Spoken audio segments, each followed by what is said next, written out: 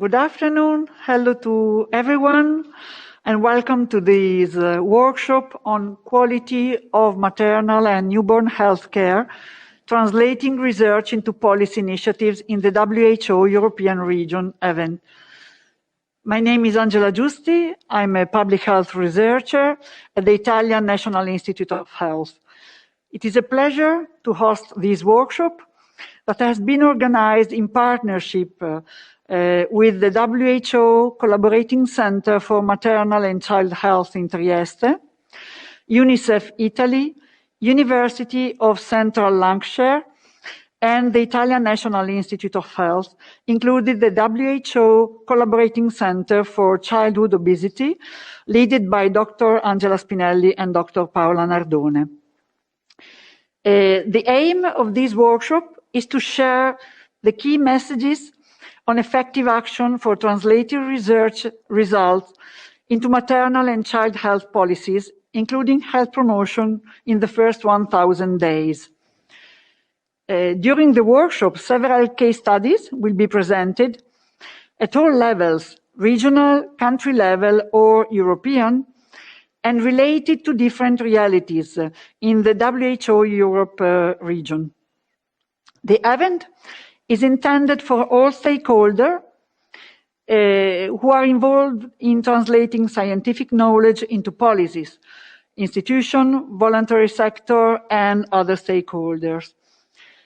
The workshop recording will be made available on the websites of the different partners in the next few days. So I'll give you now some technical information. Today, we will present some case reports that have been selected, and you can see other pre-recorded case reports of major interest on the Epicentro web portal. I ask our technical support team, thank you, to show the introductory slide where you can find the website and the QR code. We'll give you the time to take a picture of the QR code, and you will be redirected to the pre-recorded case reports webpage. All questions can be sent, as you see, via email at the address that you see in the introductory slide. We will have a short bio break, as we call it, in between session 1 and session 2, and it is planned at 3:30.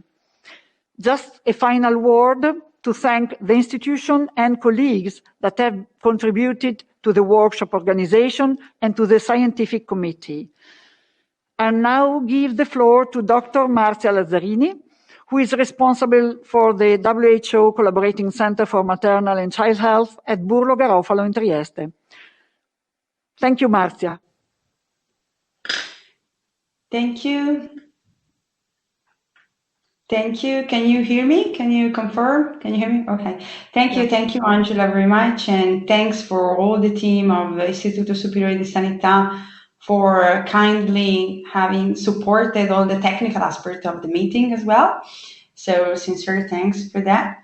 So I'm delighted to be here today with you on this workshop, which is a sort of, I may say, experiment that we are doing following an important project that we launched last year, which is called IMAgiNE, and which is an important partnership among 20 countries in the WHO European region.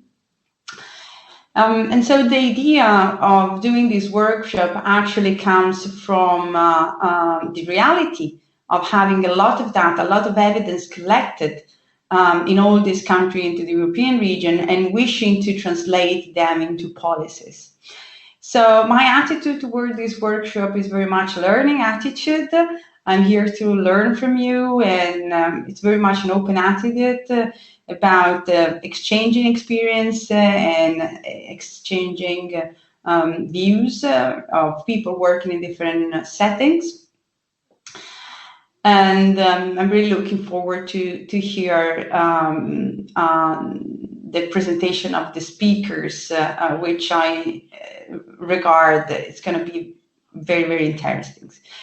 I'm also bringing here greeting from Dr. Lincetto from WHO headquarters. She has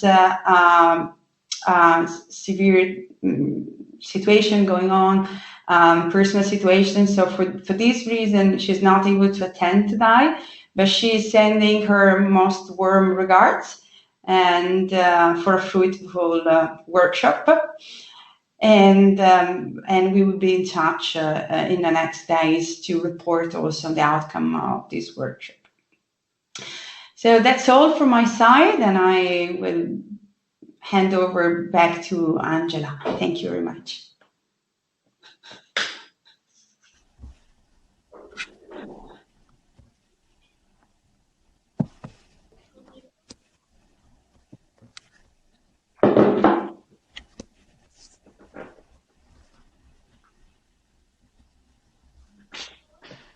Dr. Angela Spinelli is in charge for the WHO Collaborating Center for Childhood Obesity. Angela, can you hear us? Yes, I can see you. Yes, I can hear you. Can you hear me? Yes, that's fine. Okay, thank you.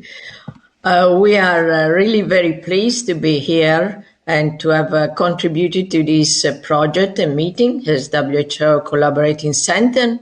And I hope in the future we will have more and more opportunity to collaborate with the other collaborating center in Trieste. We are a young collaborating center because just about a year ago, at the end of 2020, at the end of August 2020, the World Health Organization designated the National Center for Disease Prevention and Health Promotion of the Istituto Superiore di Sanità, which is the Italian National Institute of Health, as a WHO collaborating center for childhood obesity because of the work done in the last 10 years on prevention of childhood obesity. One of our activities as a WHO Collaborating Center is the promotion of the training of breastfeeding and the general promotion of breastfeeding in the population. And the responsible is Dr. Angela Giusti, who is very involved in the project we are going to talk today. I wish you a very good meeting, and I also look forward to listening to the interesting presentation. Thank you very much. Thank you, Angela. Dr. Paolo Rozera, the Director General of UNICEF Italy, sent his regrets, but he was called to the Ministry of Interior, so he will not be here with us today. Dr. Chepin is going to read his welcome greetings. Thank you, Elise. Thank you, Angela. This is his message. Good afternoon to everyone who's attending today's webinar. I would like to thank all of our partners for the work we have done together to organize this webinar. This year, we are celebrating UNICEF's 75th anniversary. Since 1946, UNICEF has been working for child rights and for the well-being of every child. Part of our work involves fostering partnerships in the area of maternal and newborn health, such as the webinar today about translating research into policy initiatives in the WHO European region. Although many studies have shown how maternal and newborn health is the starting point for health throughout the life course, we know that having solid research available does not always translate into having solid policies for maternal and child health. WHO and UNICEF's Baby-Friendly Hospital Initiative is an example itself of a program with a solid research base, which has seen lagging policies at a national level. How can that be changed? Today's webinar will examine some important examples of successful and unsuccessful translation of research into policies at a number of different levels, as has been mentioned. I hope that the themes that emerge from the case studies presented today, along with the pre-recorded sessions and the discussion following them, will help all stakeholders who are involved with promoting health in the first 1,000 days to better understand how to develop and enact policies to build resilient and accessible health systems that focus on equity for all families in the WHO European region. Thank you and arrivederci. Thank you, Dr. Chapin. And now we give the floor to our partner from University of Central Lancashire, Dr. Sue Dawn. Thank you, Sue. And delighted to be here. The University of Central Lancashire has been involved in maternal and child health for, well, at least 25 years. And our two research groups that I'm engaged with, so research in child health, child and maternal health, and the maternal, infant and nurture nutrition group, both under the remit of the Institute for the First 1,000 Days, called the Thrive Institute. All of the work that's come together in those various groups has been parallel to the kinds of works that are being discussed today. And it's been really wonderful to be working with the centre and with the group that have been putting this particular event together to translate the knowledge that we all have, as others have said, into actual practice. So without any further ado, I would just like to say I'm myself also looking forward to the presentations and really enjoyed looking at all the applications that we had to illustrate the broad scope of work that's going on across Europe, which should be a really good basis for future well-being of mothers and babies and partners and staff actually into the future. So thank you to all who submitted, and also, as the others have said, I'm looking forward to what's come out at the end of the process.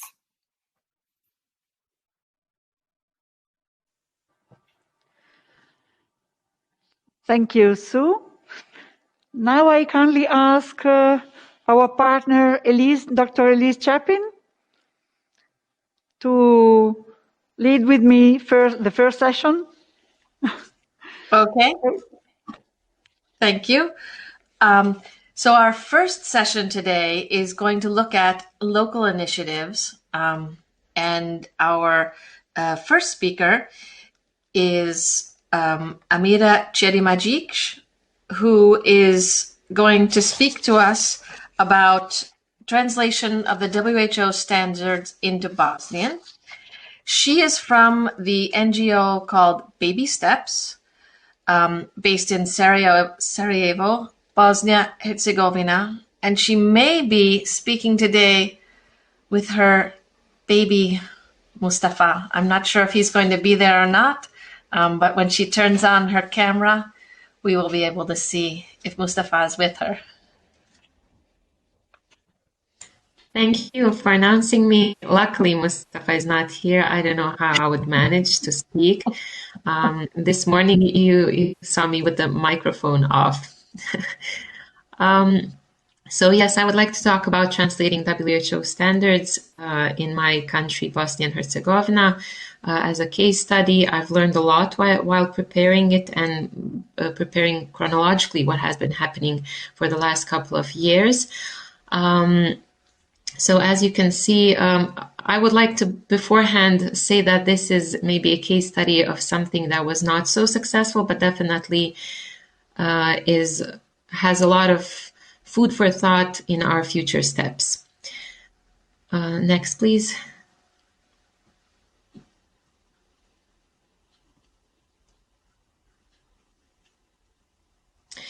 So we are birth activists. My organization is called Baby Steps, in which I volunteer.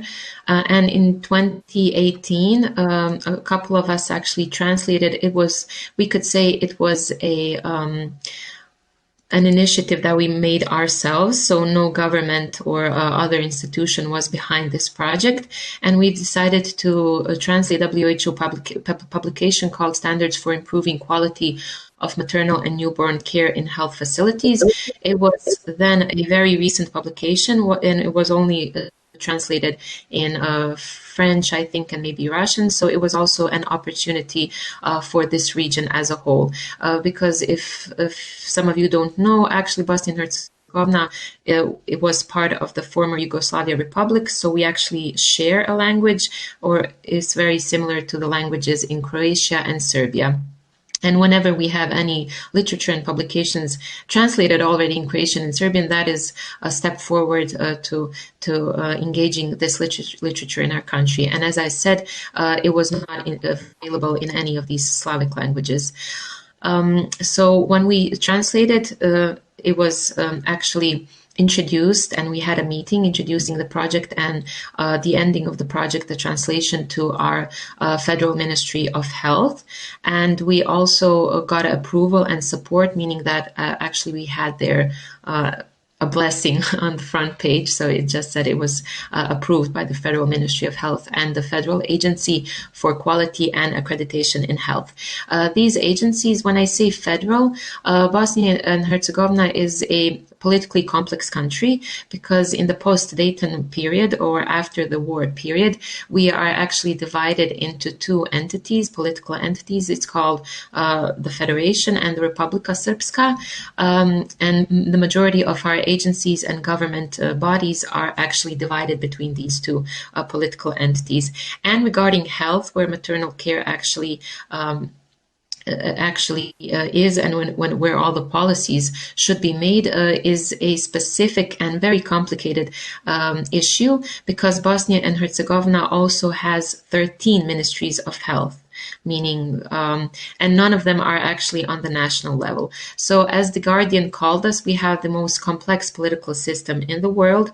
The idea was actually to fragment the health system and to give more authority to the local levels, which actually never happened. So basically we have a very fragmented health system in terms of policymakers, but on the other hand, we have many local either hospitals or local canton ministries, which actually do not take too much initiative or authority to implement these standards. So any attempt to change, to standardize, to optimize is very hard at the very beginning, because you always either have to have multiple pathways which you take. It's not just one pathway and one Ministry of Health. So you always try multiple pathways, and very often it's a big problem in our country. The issue just goes like a hot potato from one government body to another. So that is one of the things that the NGO sector is always kind of demotivated when we have to start these things. But in the end, we did contact, as I said, these agencies, and I'm proud to say that actually they were supported, but financially nobody supported this project. The NGO completely covered it by themselves. Next, please.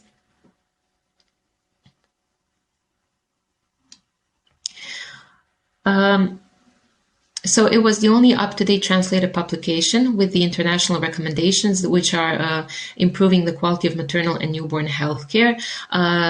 Regarding maternal and newborn health care, we still haven't standardized. When I say we I'm talking about our Bosnian maternity wards. We haven't standardized the maternal and newborn health care. There are many more guidelines that were issued previously in the previous years, so before 2018, which we still haven't implemented successfully. One of the issues probably there would be, besides talking about this fragmentation of the health system and the policymakers, when we talk about practical and the practice of the medical staff, is that we don't have guidelines in written form. So many of the maternity wards actually still work on a know-how basis that they've learned from their mentors. So we don't have any standards in written form that we can, as an NGO, for example, challenge. So it's very hard to challenge something that is not there. So we thought this would be a step forward, taking it as it is a very newly published literature in 2018. It was WHO, so it's a government, so it's an international body that is recognized in our government bodies. For example, there were some other health guidelines, for example, from FIGO, from obstetric international societies, which were less, let's say, beneficial to push forward, as in they were not so recognized, or they didn't have the strength that WHO has amongst our government bodies. Next, please. So I've explained in detail that all this complexity regarding our country is actually from the post-Dayton period. I didn't say that in these 30 ministries of health, we are a very small country. We are 3 million people. We are a bit larger than the Netherlands. So, but the size is approximately as the Netherlands, and the Netherlands has 16 million people. So basically, we are a low populated country, and we have so many levels of hierarchy regarding the policymakers. As I said, when we've translated it, we went to 2 federal agencies. So the Federal Ministry of Health was a logical point because we live and our institution, our organization is in the federal part. And why did we choose the federal agency for the accreditation in health? We chose it because they also have they have the power to implement many standards in hospitals in general, and they are also initiators of the Baby-Friendly Hospital Initiative. So we thought this would be a good momentum to introduce maternal and newborn health standards. And we also, when we were in the meeting with them, we discussed it as an opportunity. So if it's hard to implement it step by step, maybe make an accreditation similar to the Baby-Friendly Hospital Initiative, because we know about mother-friendly hospital initiatives. We have no mother-friendly maternity ward in the region. There are no maternity wards. There were some pilot projects in Croatia, as far as I know, and not so successful in Serbia. I think they closed down that project. But either way, this was an interesting path that we could have taken, and also the people from these agencies were very interested in actually listening to all of this. So where did it all go wrong from a very promising meeting? Why didn't we actually achieve anything from 3 years ago? Next, please.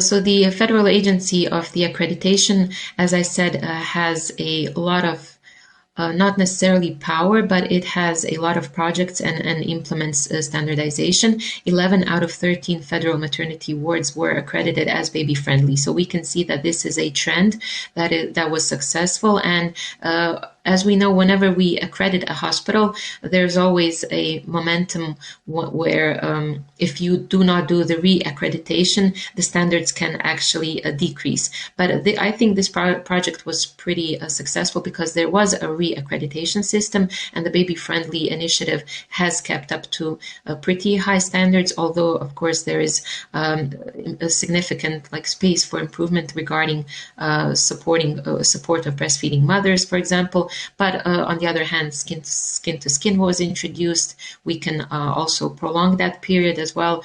Nevertheless, we thought that this agency had the best, let's say, best chances of implementing something. Next, please.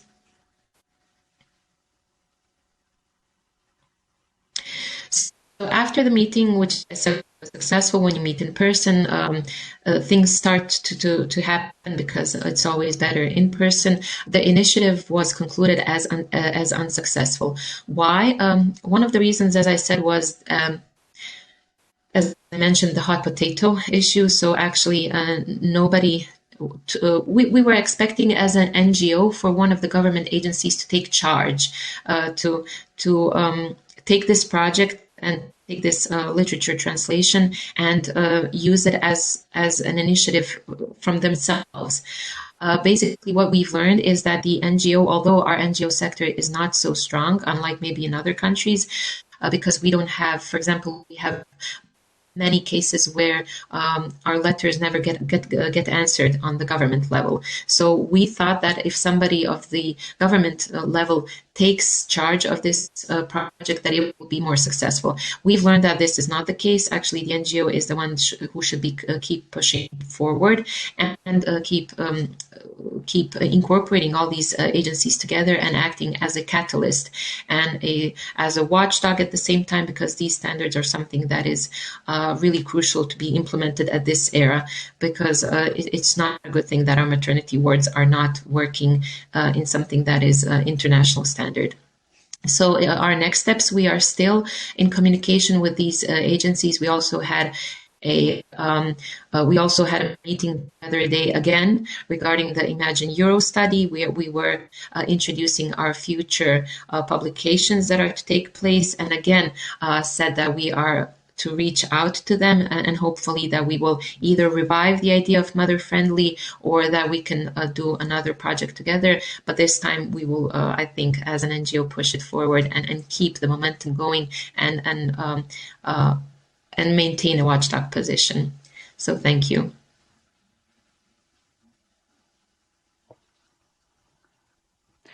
Thank you. Thank you, Amira, for this presentation. I was just thinking that sometime, we have only one Ministry of Health in Italy, but you have so many, so I can imagine how difficult it is to try to translate the policy when you have to put together all these different ministries of health. So really, I really appreciate the way you present it, especially because this Bosnian case report gives an insight on how translating evidence into policy could be possible, starting from the NGO's perspective. Because we usually think from inside the health system perspective, but we forget that we have several possible alliances within the community. So thank you so much. Thank you. We discussed with Elise and the other partners. We think now we will go through all the presentations and then we will have a time for questions. So if you want to send the questions to the email address that was showed before, feel free to do that. And I now introduce Dr. Maria Satipovic. She's a pediatrician in primary care. And among her areas of interest, there are the protection, promotion, and support of breastfeeding.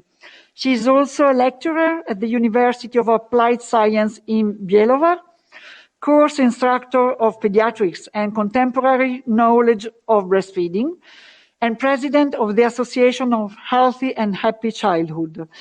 She will present us a case report on breastfeeding intention, attitudes, and knowledge in secondary school students in Croatia, how to improve. Thank you, Maria. Hello. Please, presentation. Yes. Hello, everyone. I am Maria. The co-authors of this presentation, Professors Grguric, Stanojevic, and Pavičić-Bošnjak. They are members of UNICEF expert team. I greet them. This presentation is about, please next.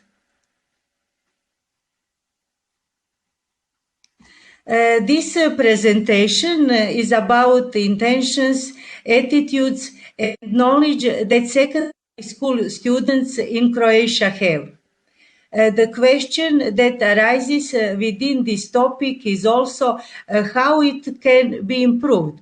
Now we will talk about that. Next.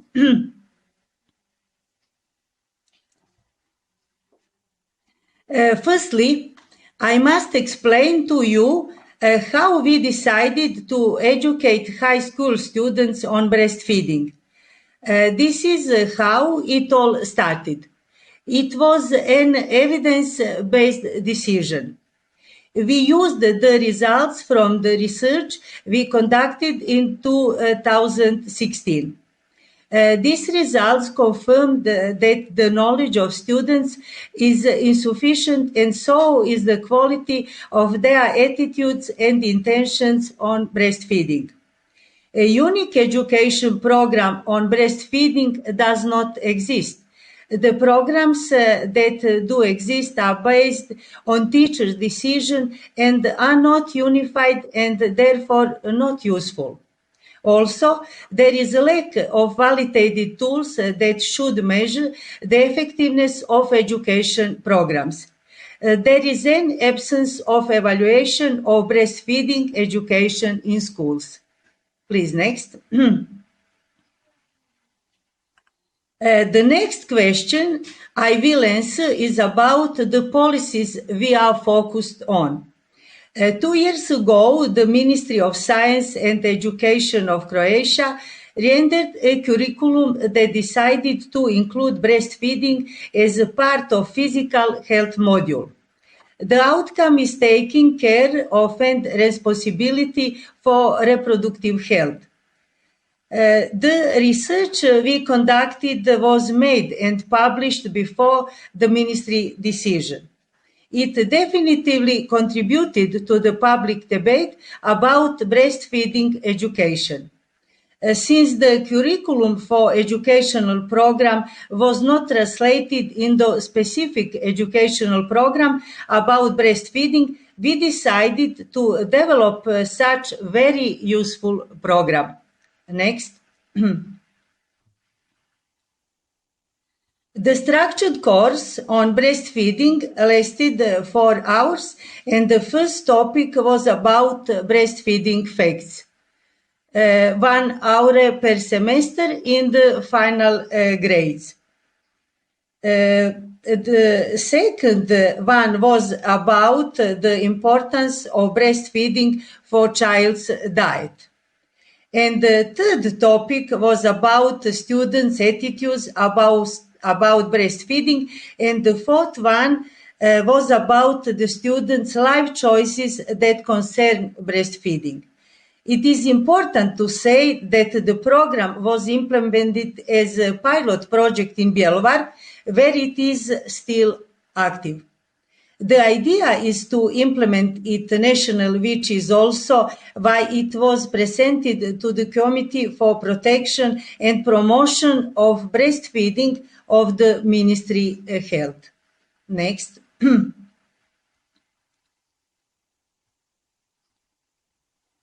The next subject is to answer how we translated evidence into policies. Mostly by collaborating, advocating, developing the educational program and publishing papers. We wanted to introduce breastfeeding education in high schools. The initiative yielded results, and the ministry included breastfeeding education in the curriculum. While during the research we confirmed that there is a lack of unique tools for validating and evaluating previous programs. So we developed and validated the BIKKQ questionnaire.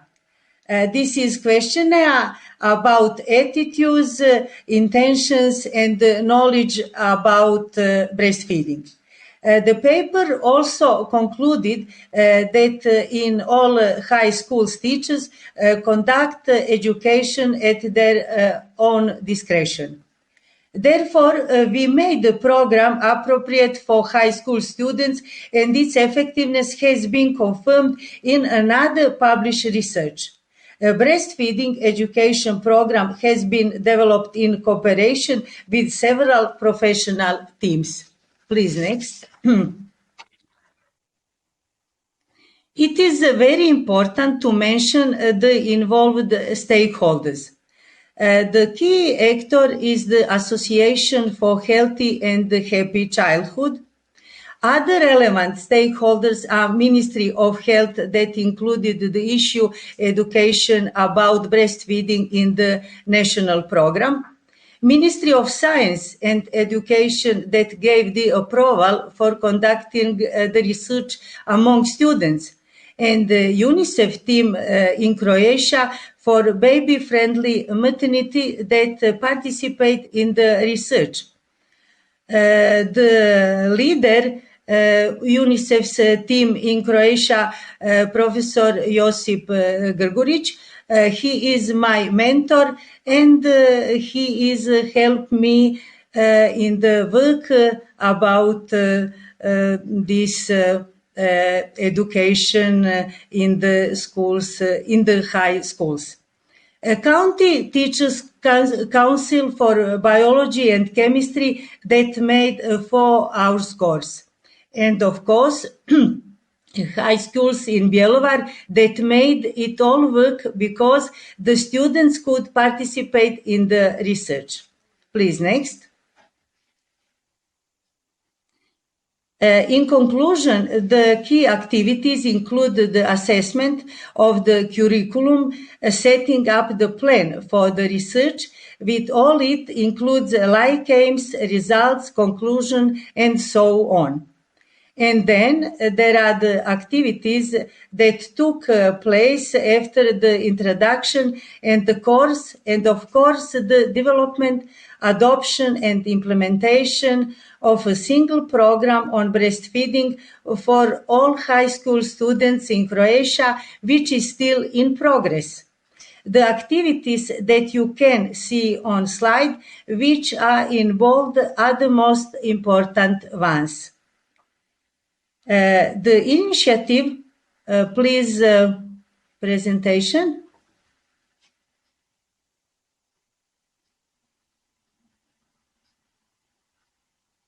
The initiative was successful because everyone was eager to cooperate, including the students who were very interested in the topic. The BIAKQ questionnaire that I mentioned before confirmed the effectiveness of the program, since it was then about before and after. What is also important to mention is the help in defining topics to be discussed with the Committee on Breastfeeding of Ministry of Health. People involved in the creation of the curricula on the national level were also very cooperative. Of course, there are some constraints like a lot of busy administrative work, ensuring intersectoral cooperation of government bodies and bureaucracy during the adoption of the curriculum. Please look up. Presentation. Maybe presentation.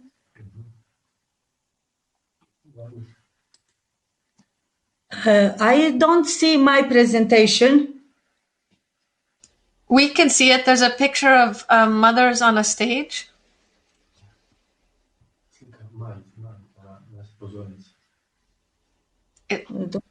Mothers and babies standing on a stage together is what we can see.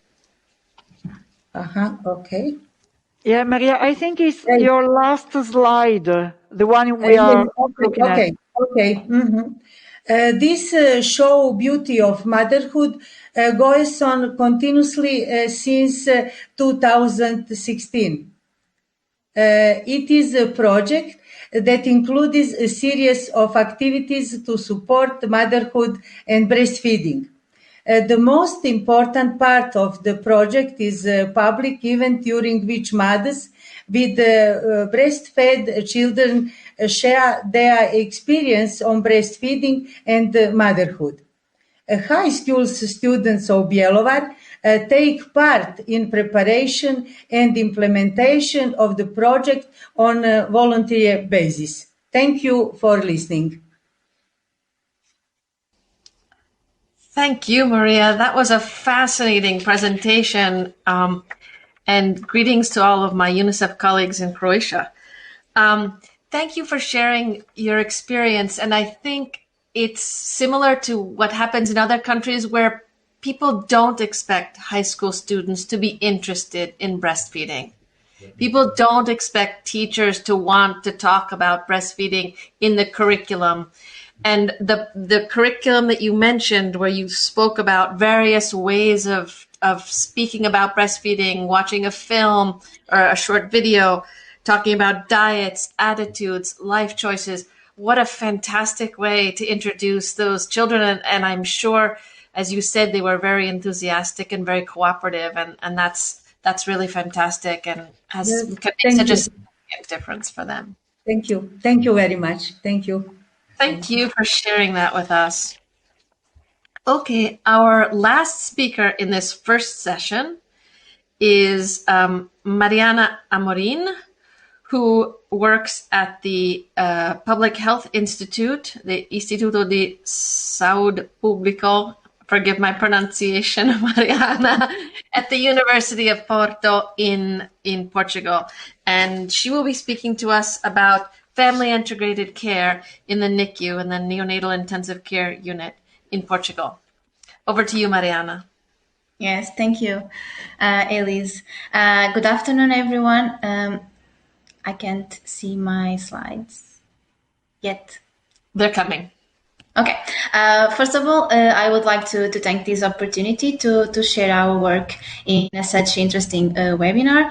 I'm going to present a case study based on my PhD thesis, which was supervised by Professor Susana Silva, about family integrated care in neonatal intensive care units in Portugal. Next, please.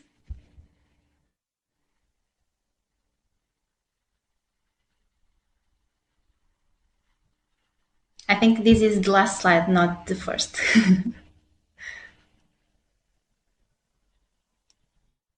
Yeah, thank you. Next, please. So, according to the family integrated care model, infant, parent, and staff and unit factors may influence in its implementation with a focus on the analysis of maternal characteristics while neglecting the extended family, the community, and the country's setting and development status. By empowering parents to build knowledge, skill, and confidence to care for their preterm infant, it is expected that the FICARE model positively impacts on outcomes related with infants, such as improved weight gain and decrease the length of stay, with parents, such as decreasing parenting stress and anxiety, and increasing their confidence and competence to care for preterm infants at home, related to the staff, such as less conflicts with parents and greater job satisfaction, and reducing healthcare costs. Beyond child center and mental health parental outcomes, there is a need for further research, including parental quality of life, and assess the influence of both maternal and paternal characteristics, extended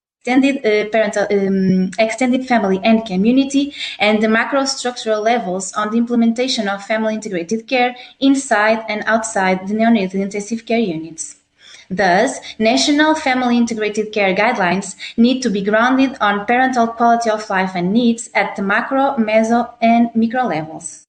So at the macro level, there is a need for extending parental leave for both mothers and fathers, covering the period of hospitalization, providing access to financial assistance for parking expenses for both parents staying overnight near the NICU and for all recommended vaccines, and for having access to a public human milk bank. At the meso level, there is a need for provision of social support by extended family, psychologists, social workers, and other families with infants hospitalized in the neonatal intensive care units. The development of gender-sensitive strategies to enhance parental quality of life, and the development of long-term follow-up programs assisting families beyond the neonatal intensive care units.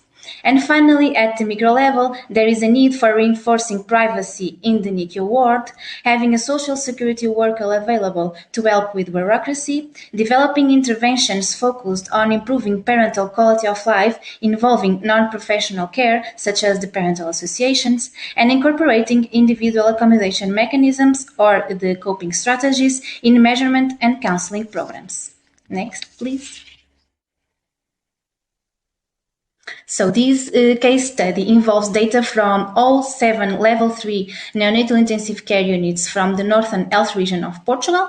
Neonatal intensive care units are complex socio-technical environments where parents face multiple stressors that may interfere with the parent-child relationship, specifically unknown smells and lights, noisy life support and monitoring equipment, lack of privacy and constant surveillance provided by the health professionals.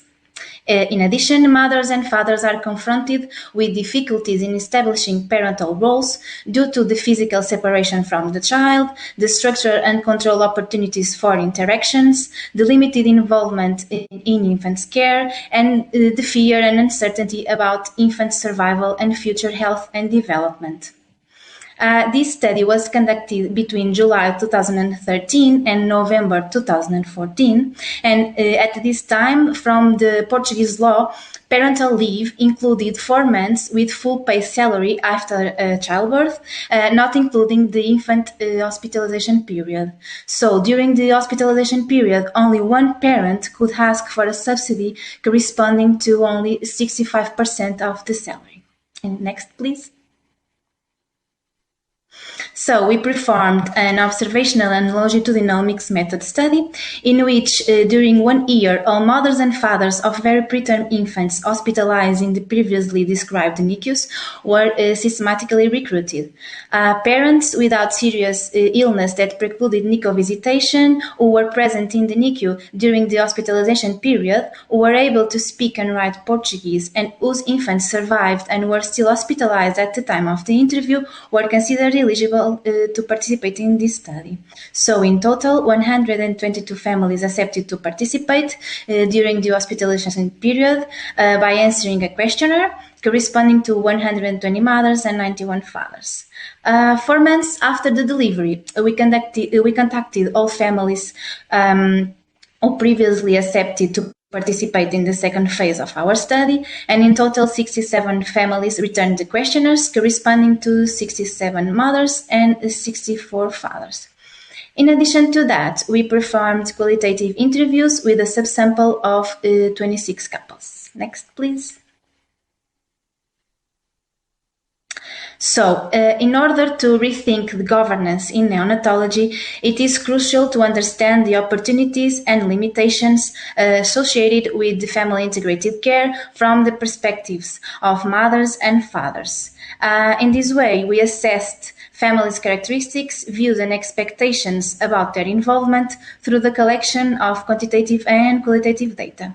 We used individual quantitative questionnaires to collect information regarding social demographic characteristics, gynecological and obstetric history, family needs, parental stress, perceived social support, infants' length of NICU stay, and diagnosis of health problems, and parental quality of life and anxiety and depressive symptoms. We also reviewed the clinical records to retrieve information on pregnancy, birth, and neonatal characteristics. In addition to that, we use qualitative semi-structured interviews to explore parents' experiences on dealing with uncertainty and doubts, decisions concerning parental care, treatment options, and uses of information sources, understandings of medical facts, of technologies, and of prognosis, and views of life and living with handicaps, as well as their information and communication needs. Then the results from our study can inform the design of consensual guidelines on family-integrated care in neonatal intensive care units responsive to parents' needs. So for achieving that, some processes, activities and tools were enacted, such as an open dialogue about research results through workshops, hospital meetings with the neonatal intensive care unit staff, publications in diverse scientific areas, and dissemination of our results on TV, radio, and newspapers.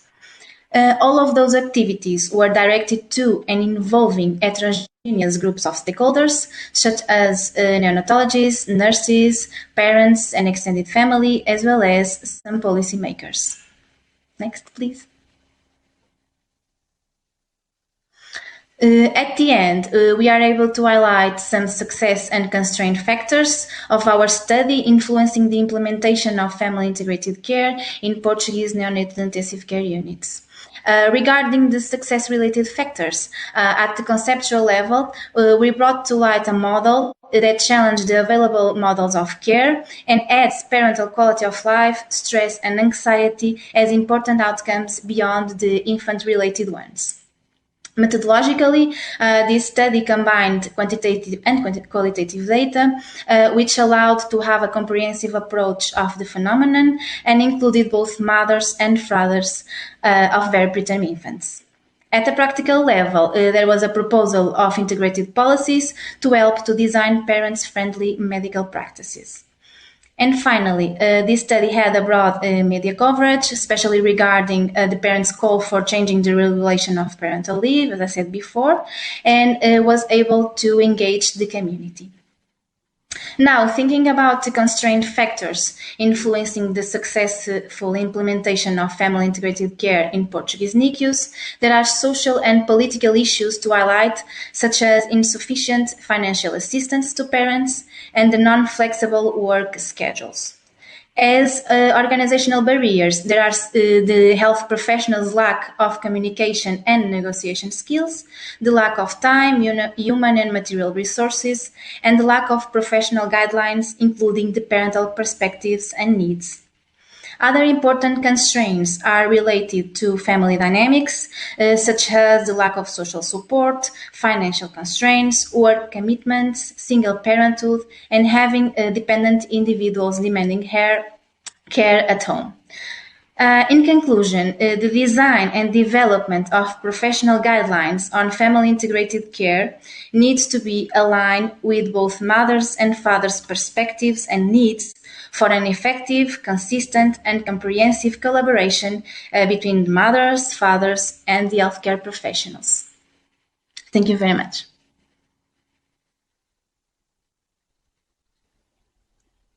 Thank you. That was wonderful to hear about all of the people you managed to include. I would ask the technical desk if we could project the slide with the address for questions. We can have questions via email. So if you write your question, we can then read it to the speakers who are here. So you can see the address is quite simple. It's qa.webinar@iss.it. So please send your questions. I think do we have some questions that have arrived already, Angela? Not yet. I have a question. I don't know if you have some question, Elise. Go ahead. Yes, I'm very interested as I work at national level for protection, promotion, and support of breastfeeding. I would like to ask Maria, Yes. how did you manage to change the high school curricula? I mean, you explained to us that the Ministry of Education was involved, but what was the winning strategy in your opinion? We know it's not easy to change the curricula usually. So how did you manage to do that? And then a couple of other questions. So did you introduce new contents in high school textbooks about breastfeeding? And how did you organize teachers training? Because we know that breastfeeding looks simple, but it's not at all. So you really need to study if you want to teach something about breastfeeding. So did you provide training for teachers? Thank you, Maria. Just a moment. Napiši da je to još u tijeku. I put the questions in the chat box, Maria, if you want to look at them there. Što kaže da napišemo u chat? It's in progress. We are in future prepare education professor in the high schools. In progress, we are please, kolegica Čerimagić, je li tu? Yes, I'm here. Yes, I'm Tusam. So I can help with English. Okay. Evo ovako, pripremamo edukaciju nastavnika, znači da bi to proveli, tu smo sad stali, to još nismo napravili. Znači program koji imamo nismo još stavili na stranice Ministarstva za obrazovanje. Yeah, so the program which they have, they've come to the next step, which is educating the professors, and that's where they've halted, and they haven't implemented it in the Ministry of Education yet on their website. Program za 4 sata je potpuno razrađen. Imam ga na drugoj prezentaciji. Znači, išlo bi 2. i 3. razred ako je škola trogodišnja ili 3. i 4. ako je škola četverogodišnja. Po 1 sat u polugodištu. Yeah, so the whole program is 4 hours long, and it's for 2nd and 3rd grade if it's a vocational school of 3 years, or 3rd or 4th grade if it's a 4-year high school, and it would be 1 hour per semester. Uključili bi svakako, moramo povezati bolje Ministarstvo obrazovanja i Ministarstvo zdravstva i UNICEF da pratimo napredak u edukaciji srednjih škola, da se obavezno provede BIKKQ upitnik o znanju, stavovima i namjerama dojenja. So the intention is to better network between the ministries of health and education, and one of the steps would be the PIKK questionnaire, which is about the standards of breastfeeding. 30 godina se u Hrvatskoj radi na promociji dojenja. Zamijetili smo da nismo postigli dovoljne stope dojenja i zamijetili smo da bi morali raditi sa srednjim školama, pa čak i sa osnovnim školama, jer je to dob kad se može djelovati na stavove mladih ljudi. Ne možemo više djelovati na stavove žena koje rađaju. Njima samo možemo tehnički pomoći da doje. Yeah, so the promotion of breastfeeding has been going on in Croatia for 30 years, but not much change has been done because the rates of breastfeeding are not so high. And it would be crucial to educate high school children and even elementary school children, because when you come to an age where you birth, you already have your attitudes and mindset, and you can only help with the technical issues. While the younger generation, you can change their attitudes. Istraživanje je temeljeno na evidentnim podacima, ali ideja je rođena jednog dana kad je velika grupa vrtićke djece prošla ispred srednjoškolskog centra gdje je bilo jako puno mladih ljudi. I u tom času se meni rodila ideja da su srednjoškolci ciljana grupa s kojom treba raditi. So although the project is completely evidence-based, the incentive came one day when a group of kindergarten children passed by a yard of high school children. And the sight of those two, actually, the idea was born that this is actually the population that we need to work with. I samo recite, kolegice, hvala vam beskrajno, da mogu svima podijeliti naš BIKQ upitnik, da ga mogu poslati isto organizatorima, da ga mogu svima dijeliti, da je on validiran i da svi mogu istraživati s njime. Hvala. So if anybody has any further questions on the PIKQ questionnaire regarding breastfeeding, she would be happy to share, and it's validated, and so she can send them via email. Thank you so much, Maria. I'm thinking as it's really an issue, training or changing the culture, starting from the primary school and high school. So maybe after with Dr. Marta Lazzarini and also Dr. Chapin, who is in charge for the Babyfriendly initiative in Italy, we could think about, a network providing some materials that could be used in other countries in the European region. Although your material will be in Croatian, but I think we can manage to provide some materials in English. So let's keep in touch, please, and to talk further about this project. Thank you so much. Yes, that's a great point you brought up. We've been trying to work on a similar project for very small children from 0 to 6 years, so 3 to 6 years old, to see about introducing them to the idea of breastfeeding when they're very little. But it's just an idea for now. We haven't done it yet, but it's a very interesting field, I think. We had a question for Amira about whether or not you think that there were stakeholders who actively opposed the guidelines, or do you think it's more a problem of the fragmented health system, or a question of people just being used to one system and reluctant to change? Well, I don't believe any stakeholder who would maybe be opposed would work actively against it. I think it's a more of an environment of lethargy and passiveness, because even the most opposition that we encounter is mostly with the attitudes amongst the medical staff.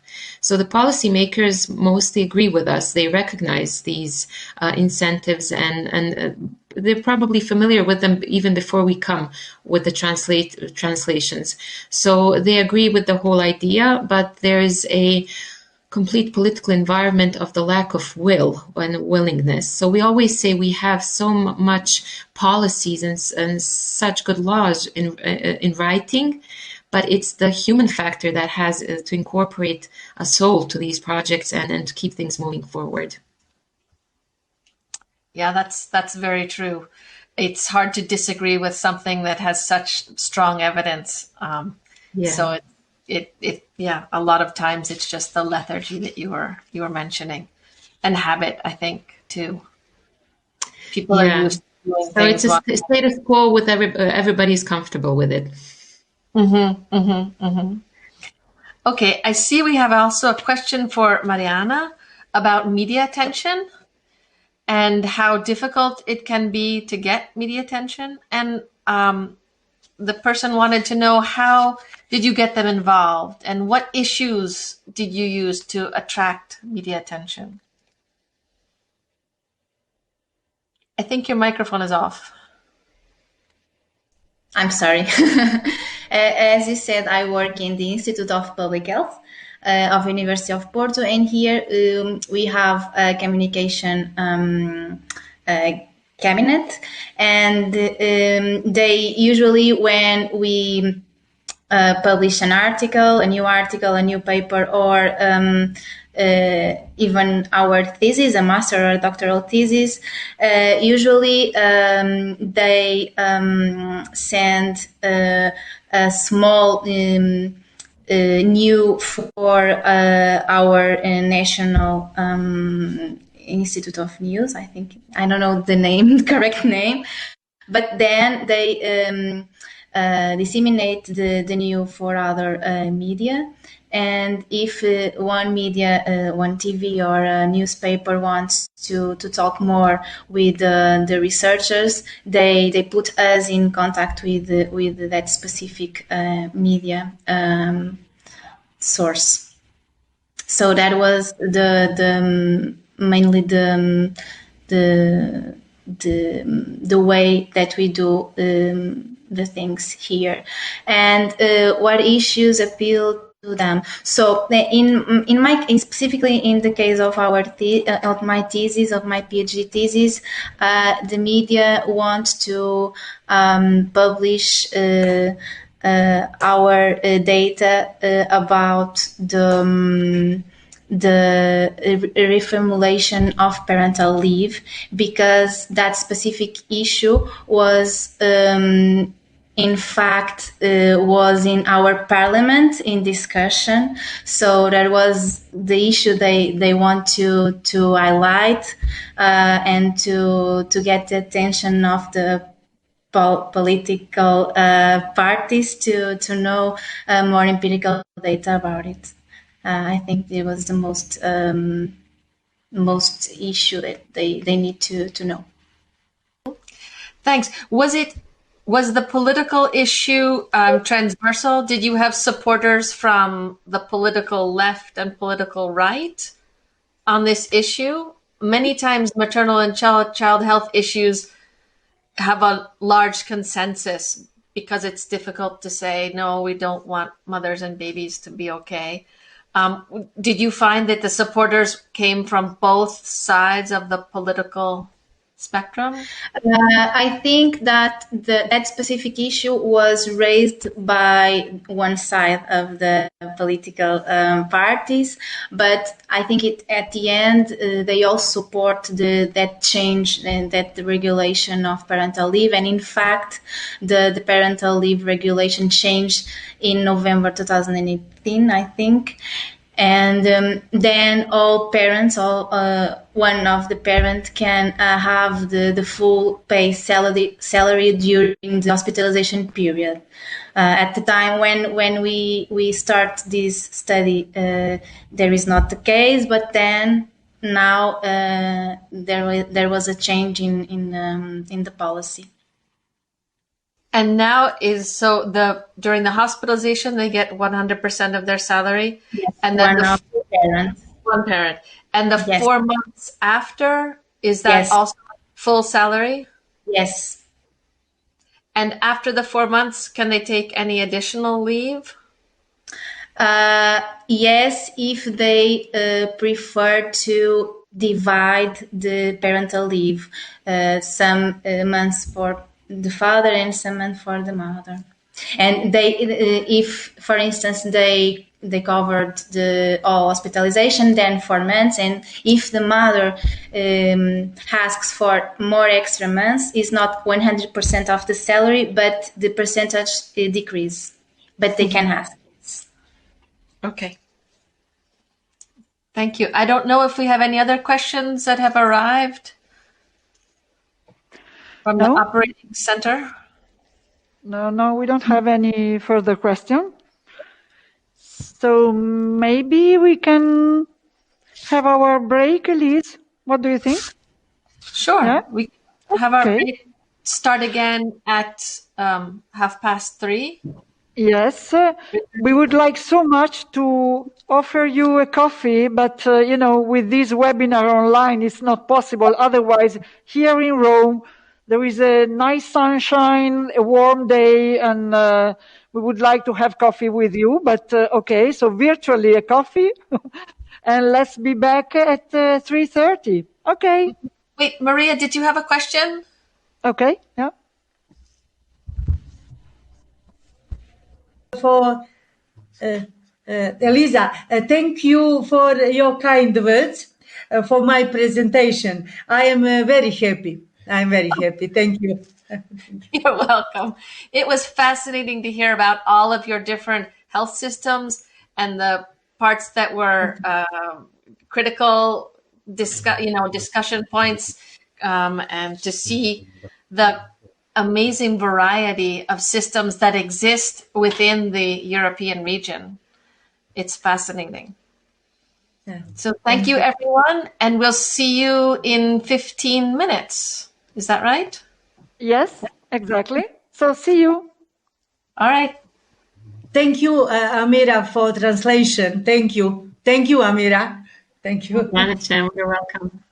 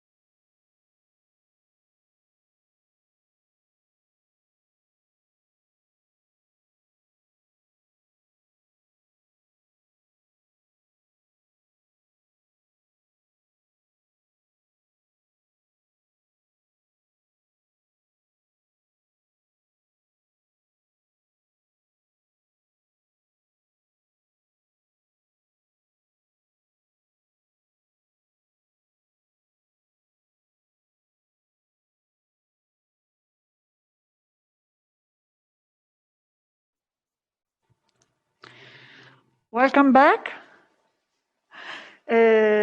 So we now start session 2 with the presentation of national and international initiatives.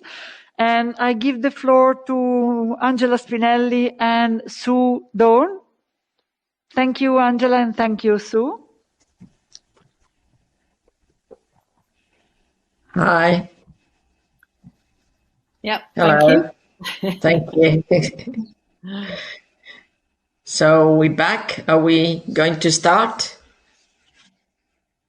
Yeah. Okay. We heard very good presentation. Now we're going to listen to other colleagues on national and international activities. And I'm very pleased to introduce my colleagues, Dr. Serena Donati, who is the scientific coordinator on the maternal mortality surveillance system, and she's a researcher at the Italian National Institute of Health, the Istituto Superiore di Sanità. And Serena will talk about this important surveillance system. And please, Serena, the floor is yours, and you have 15 minutes. Thank you. Thank you, Angela, and thank you, the organizer, to giving me the opportunity to participate in this interesting meeting. Actually, I moved from newborn care to maternal health. May I have the next slide, please? Talking you about the maternal mortality surveillance system that the Istituto Superiore di Sanità organized together with the regions. Over 10 years ago, we planted the seed with the aim of growing a tree. It took a lot of time, and designing and implementing this surveillance system, which is able to blend clinical practice and public health in Italy, turned out to be really a huge task, characterized by hope and despair. And the next slide, please. The system was introduced into a national decree, and we will see this as an important point of the history. We adopted a dual approach to identify maternal deaths. The first one was a retrospective one, which we start with, and we implemented record linkage procedures between vital statistics in order to verify the appropriateness of the maternal mortality ratio, which came out was underestimated by 60% in our country. After this, we moved to a prospective approach in order to complete and enhance maternal mortality surveillance, which works through incident reporting of maternal deaths and confidential inquiries of each case. The next slide, please. When and where? Maybe another slide to go on. Okay. So the first regions involved in the surveillance, now you saw all of them. Stop, please, otherwise we move too much. Were 6 regions, which we start with in 2008, covering 49% of national births. And with them, we started by estimating the maternal mortality ratio through retrospective record linkage. In 2013, thanks to the results we obtained with these 6 regions, the Ministry of Health funded also the start of incident reporting and confidential inquiries. And after that, we enlarged the number of regions participating in the surveillance. As you see, in 2017, we were included in the government decree, which includes all registers and surveillance of national interest, and this was a strength of the project. And in next years, until now, we are still enlarging the coverage of the surveillance. In 2020, we stopped due to the pandemic. In 2021, we performed the training at distance, and now only 4 regions are missing, and next year we will have the national coverage. The next slide, please. So this is how we organize the journey, let's say, and the key actors are the research group, which I lead here in the Istituto Superiore di Sanità. We are an undersized crew, but we are full of passion, and we always struggle between speed and accuracy in order to perform all the activities. The next slide, please. We collaborate with different key actors, which are the regional operative units at regional level, which coordinate all the activities of the surveillance, together with the maternity units and the health professional. We have a reference persons inside each maternity unit of the participating regions. And we involve since the beginning of the activities also the regional clinical risk network in order to facilitate also all the audits and the confidential inquiries. The next slide, please. There are also external stakeholders. The most important of them have been the Italian Ministry of Health, which funded and supported the pilot surveillance before it became a national project included in the national decree. The Italian National Institute of Statistics, which collaborates in research activities. We are trying to estimate the national MMR through national statistics. It's not so easy at the moment. We still didn't get it, but we will. The national scientific societies, obviously of obstetrics and gynecology, but also midwifery, neonatology, anesthesiology, and pathology. And with them has been not always easy to collaborate. At the beginning was really difficult to find a way to collaborate with them, but now it works. And the community and the citizens that support our activities. The next slide, please. So, how did we organize this work? First of all, looking into the distance, having the ability to achieve long-term goals. And this was very important. Our primary goal was to make sure that no maternal deaths goes unnoticed in the country, because as I told you, 6 out of 10 maternal deaths were not counted in the country before we started with the surveillance. The next slide, please. Another one, please. Here you see on the left side of the slide the last Europeristat project, which included the Italian surveillance system between the 7 available enhanced surveillance systems in Europe. And you see the difference between the routine sources estimate and the enhanced surveillance system estimate, which you see better on the right side, where you see the bars, which increased the MMR from 3.7 maternal deaths per 100,000 live births to 9 maternal deaths per 100 live births. And you see also the huge difference between the different regions inside the country, which is another important aspect of public health we have to tackle with. The next slide, please. I told you we started with the record linkage procedures, and then we went on with the active surveillance. Here you see the audit cycle of the surveillance, which starts by identifying cases of maternal death as well as near misses and perinatal deaths. We work also on these aspects. And we collect data systematically on each incident case.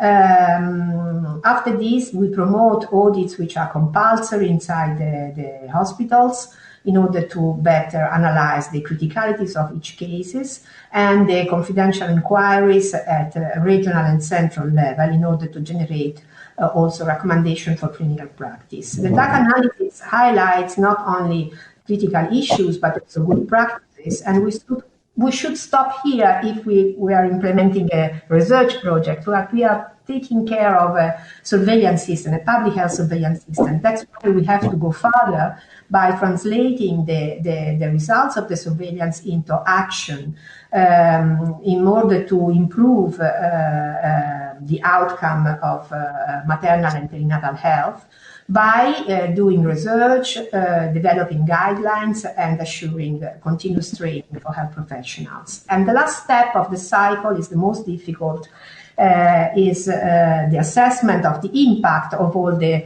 efforts we promoted. So the next slide, I will go to the case study showing you the next one, how we tried to reduce the hemorrhagic maternal deaths.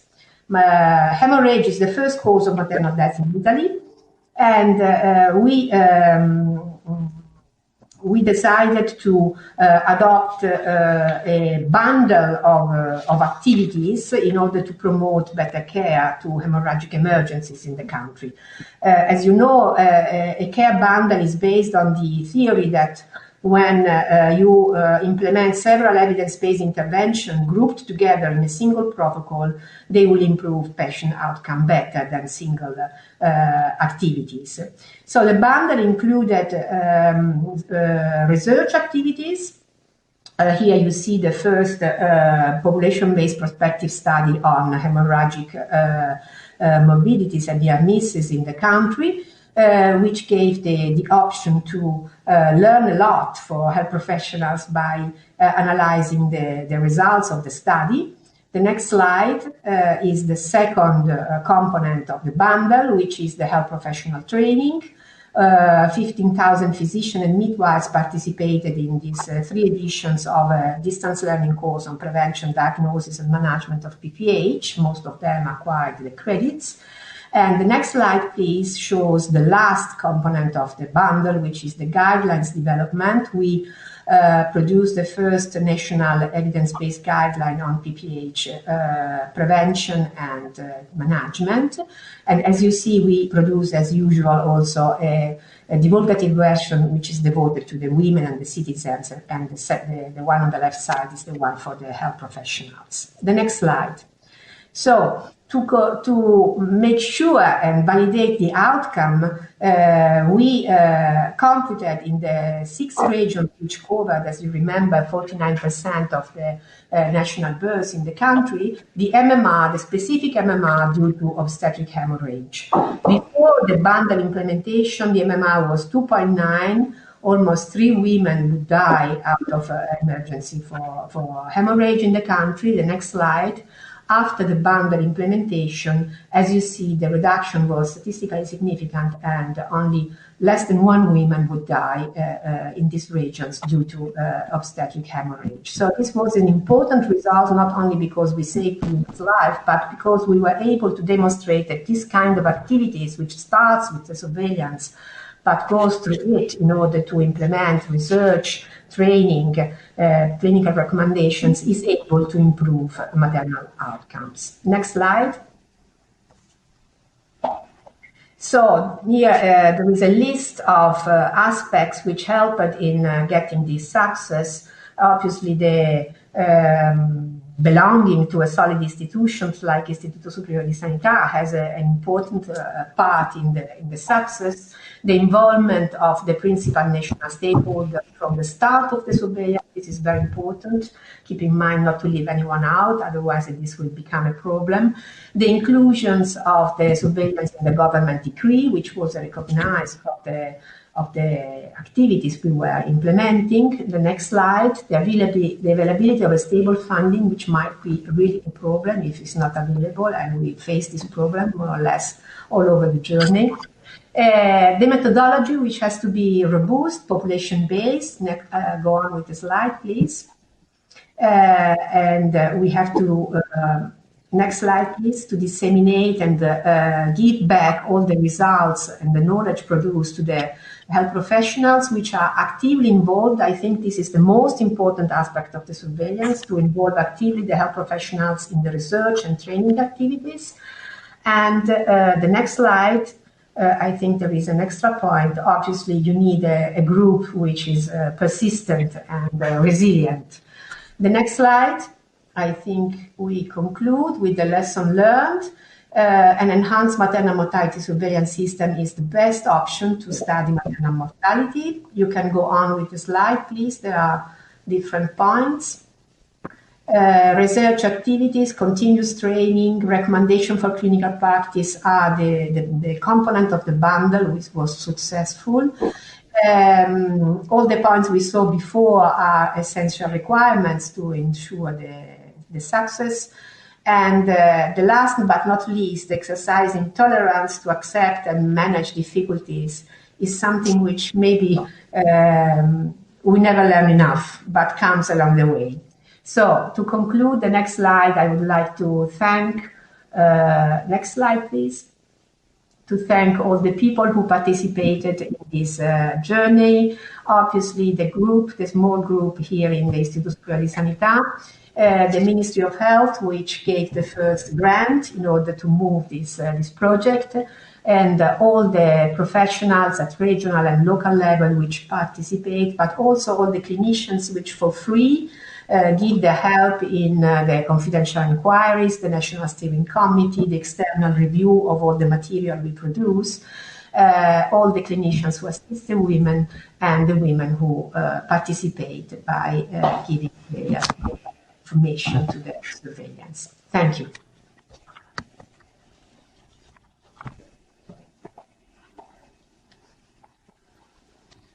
Okay, thank you, Serena. I give now the floor to Sue. Yes, thank you very much. That was a fascinating overview of the whole stages from the beginning to the end. So it'd be really interesting to see what questions people come up with in terms of that presentation. So the final presentation in terms of the submissions we've had in this block comes from Lucia Rocca Ihanacho, who is based at City University in London, where she's an NIHR Research Fellow. And she'll be telling us about her project across Europe, and I think beyond Europe now, possibly, Lucia, creating and implementing European midwifery unit standards. So over to you, Lucia. Thank you so much, everyone. Hi, Sue. Hi. Nice to see everyone and some familiar faces over there. So thank you so much for accepting our case study. I'll wait for the slides to come up. So I will talk to you today about how we got to the point of creating the European midwifery standards, also the effort, which is very much an effort in progress to implement them and give them momentum across Europe and, as Sue said, further afield. So as you can see from this slide, this is very much a team effort. First of all, we have participation of hundreds of stakeholders in terms of service users and service providers who have given their time and really participated actively, as well as having an amazing research team, very international indeed. And we had support from Professor Sandel and Professor McFoot in terms of the standards themselves. Next slide, please.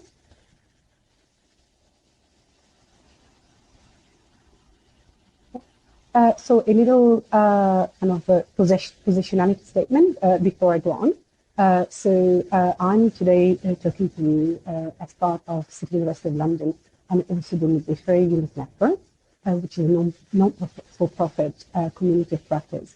And I very much enjoy kind of moving from one to the other, very often working across the two, because it really provides me the opportunity not only to work on the research side, but very much on thinking on how to digest and propose that evidence and to reach service users and service providers at the same time.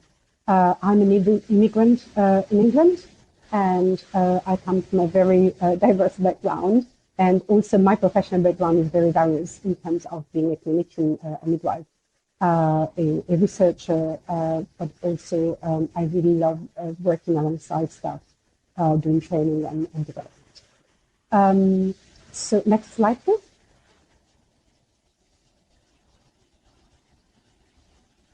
And ultimately, I think everything we do, we want it to have an impact on service users. So we really want to see trickling down from the research into the care that women receive.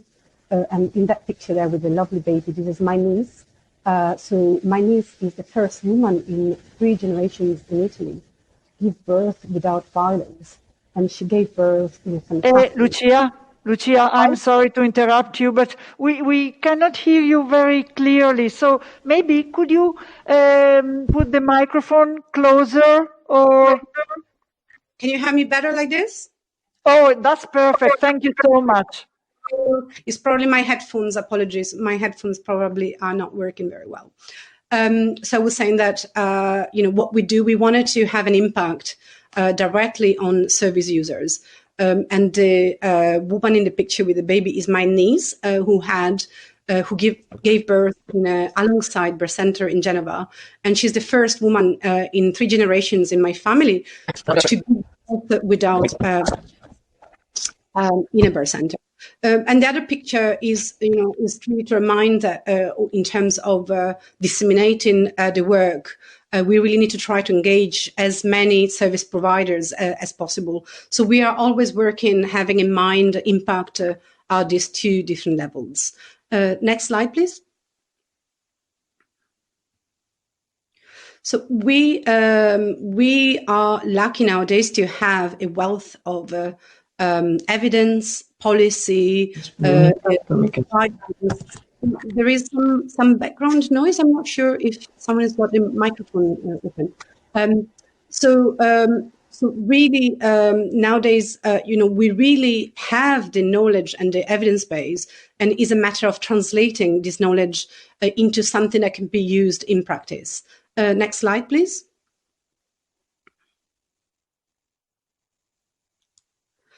If we look specifically at what we know in terms of the impact of midwifery units, and this is particularly in high-income countries, so we know they are a cost-effective model of care for women who are experiencing a physiological pregnancies without complications. And we know they are associated with improved maternal clinical outcomes, with similar perinatal outcomes, better maternal experiences of care, and also better job satisfaction of midwives.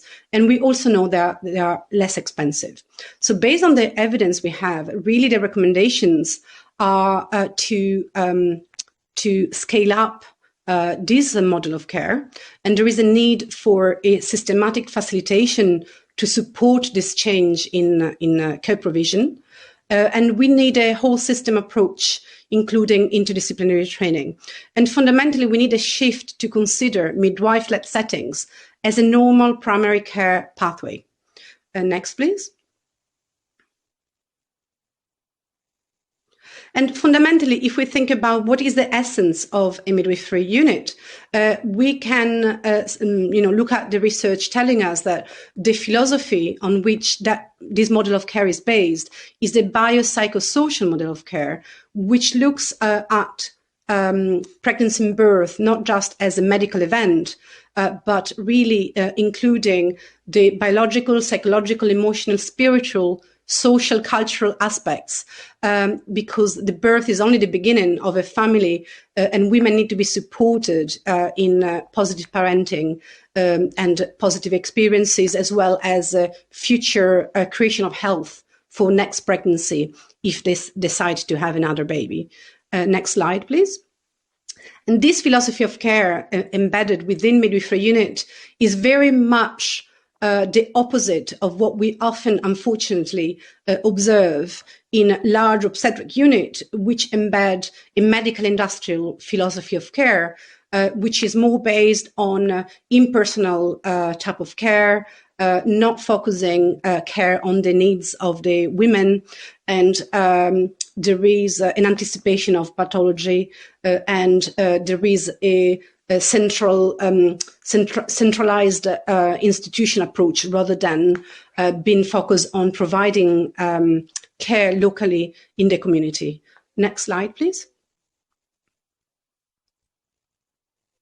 So aware of these already large, important barriers, as a group of stakeholders, we decided to create in 2016 the Midwifery Unit Network. And in fact, we are immensely grateful to Professor Sue Down, who has supported us in this effort. And we created the network to really be an interface, to really try to reach service providers and service users. And we divide our work between networking and influencing. We have a very large Facebook group with 8,000 members, and you're more than welcome to join if you're interested. But we also work in terms of consultancy, helping services implementing or improving midwifery units. We provide training. We'll talk more about the standards in a minute. And of course, in partnership with our academic institutions like City University, we conduct research. Next slide. We have a website, midwiferyunitnetwork.org, that also you can explore. So how we got to the idea of the standards. So basically, I was funded by the NIHR to conduct a knowledge mobilization project focused on how to implement the NICE intrapartum recommendations in terms of birthplace.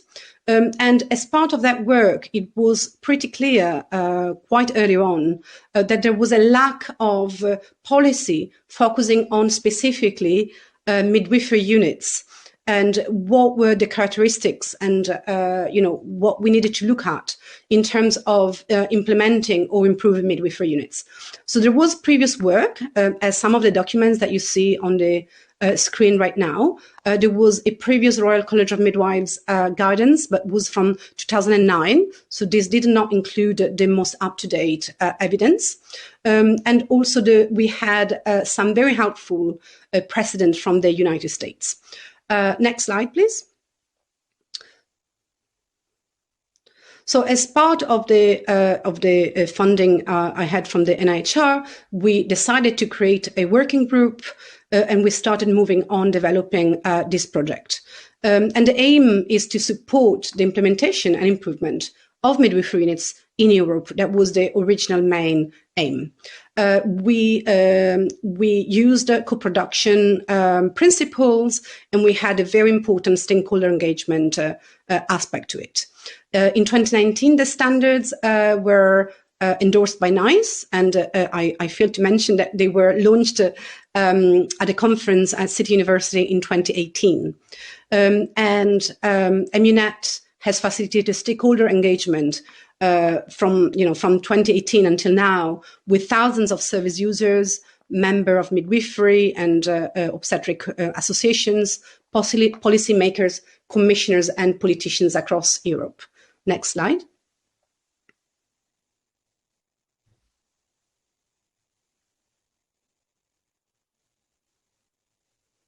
Next slide, please. Oh, thank you.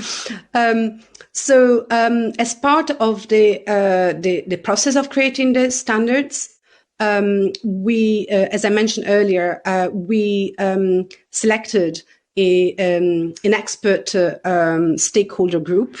And also we conducted a Delphi study. In fact, if you go to the next slide, that will show us the steps better.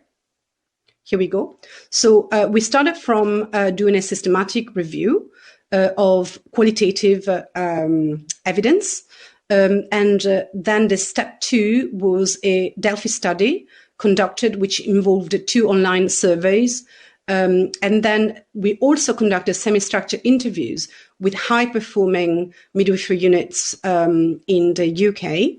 And all that work then was amalgamated into the standards. And we had several meetings with stakeholders to help us deciding how to organize these themes. And if you go to the next slide, it will show us the 10 themes that were originated. And I won't go into that one by one, but the standards are you're able to download the standards for free from the Midwifery Unit Network website. Next slide. And you can also find the NICE endorsement statement on the NICE website. Next slide. And what we have been doing since the standards were launched in English, we started several parallel projects and collaborations across Europe.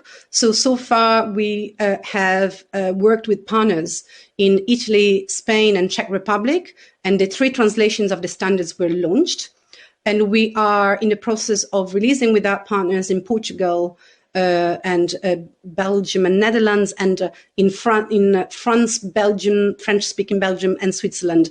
Also, they are doing a 3-country approach to the translation into French.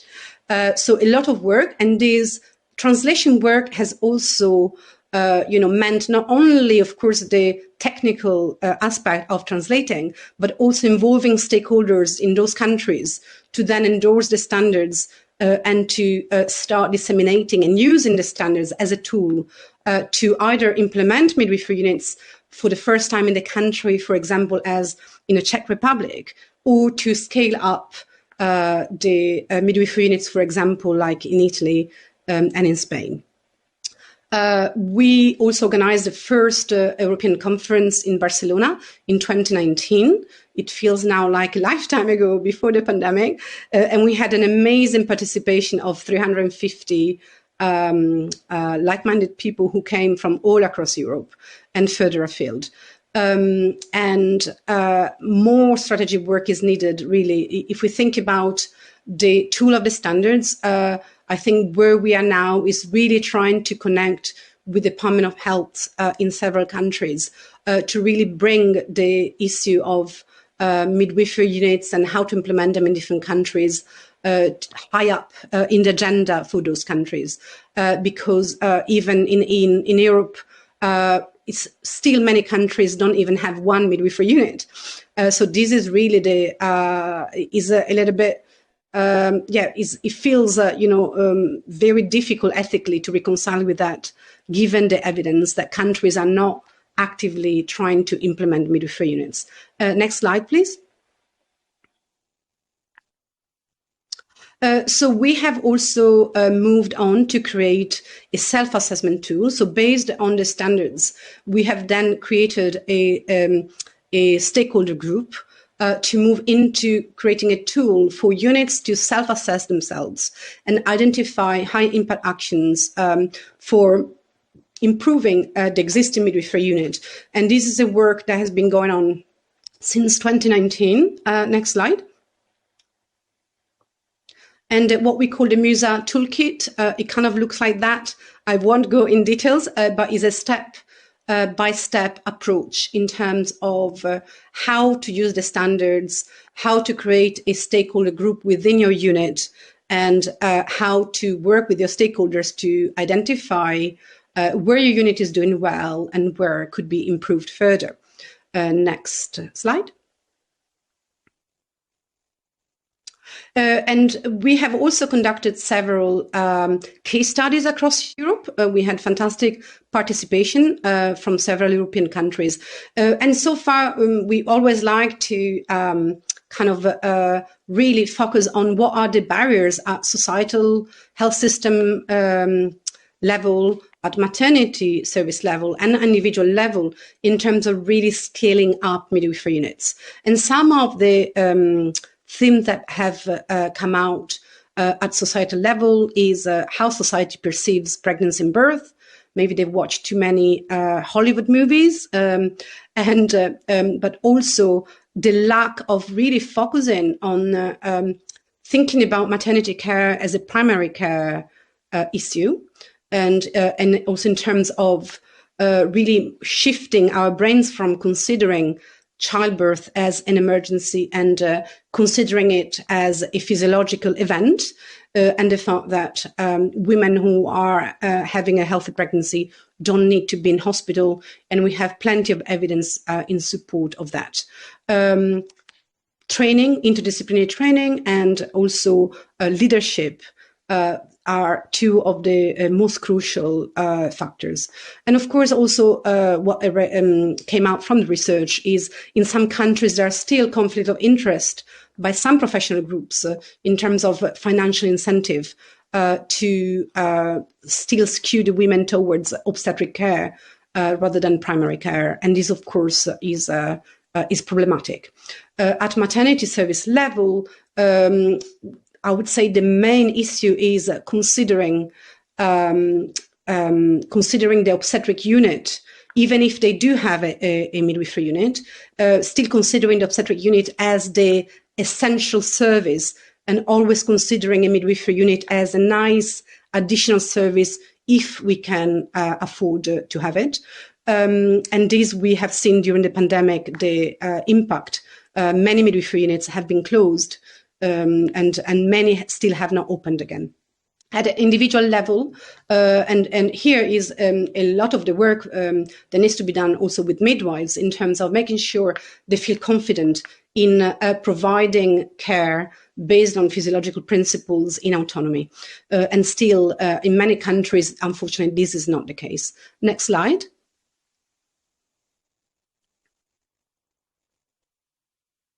So facilitators, we know getting together, networking works really well. So please do join IMUNET if you are in the field. But also, the evidence, the strong evidence we have really should raise ethical questions about why these units are not being implemented everywhere across Europe. The experiences both by service user and staff are very positive. And now having also the policy tool in terms of the standards should be a big help. But we need specific implementation plan tackling specifically the barriers in each country. So there needs to be a little bit of context analysis and a specific plan on how to implement the standards, the midwifery units in different countries. Transformational leadership, very important. But also the participation of activism and service users. And ultimately, we also need politicians and policy experts and medical colleagues to raise, the need for opening more midwifery units. Next slide. So on the website, there is a provision also of training. So for staff who may want to have more, an understanding of how these units work. Next slide. And if I summarize the 10 lessons from the work we've done so far, is, in creating a strategic alliances, super important. Building relationships. Very often there are really emotional things going on why some of our colleagues don't like the idea of implementing obstetric midwifery units. So passing through building relationships is a very important step forward. Bringing service user, with you and following co-production principles are very important. But also having external helpers who can have a fresh eye, look into the context is particularly helpful. And also having external help, it kind of breaks those hierarchies and power games for which often people cannot say certain things, because external people can sometimes say the difficult things that need to be said at some point. Multi-layer approach always analyze the context in terms of windows of opportunities, and learn to rest, not to quit. This is, implementing midwifery units has been exhausting for some of our partners. It took maybe 5-8 years for them to be able to open the first unit. And also to move on, this is from our perspective, when we see the context is not ready, we move on to the next country and we circle back when the context finally is ready. And share and learn from each other and to learn how to delegate, very important. Thank you so much. I think that's my last slide. Oh, conclusion, sorry. Overwhelming evidence in support of the implementation of midwife-led care. There needs to be focus on implementation and fidelity, and tackling barrier globally, focus on policy leadership, interdisciplinary training and networking.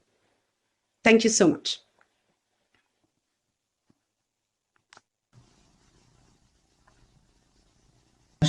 And again, a very good demonstration of how things have moved from the initial evidence all the way through to the implementation, and probably some of the discussions around that implementation process. So I think we're now on to questions. I don't know if we have questions that have come through yet. And if we don't... Say again, sorry? Questions for either of our afternoon speakers yet? Well, maybe I can start. Yeah. And okay, we have a question for Dr. Serena Donati. Okay, and it's about other causes of maternal mortality. In fact, she spoke about hemorrhage, and people want to know if have been organized any other distance learning courses or projects on other causes of maternal mortality, and also what does she think was the most important factor of success? I mean, she said something about the involvement of scientific professional association. So if this was the main factor, what about women association also? Serena, so this is for you. Thank you. Yes. So for the other conditions and causes of maternal death, actually we moved by asking directly to the health professionals which were the topics they were more interested in having training and research activities. And hemorrhage was the first cause of maternal death, but we implemented distance learning courses also on hypertensive disorders of pregnancy, which are the second cause of maternal death in the country, and maternal sepsis, which is the third, at the moment, the second one. And now we are preparing new distance learning courses on cardiac pathology, because this is the first cause of indirect deaths due to the maternal age, and also on thromboembolism.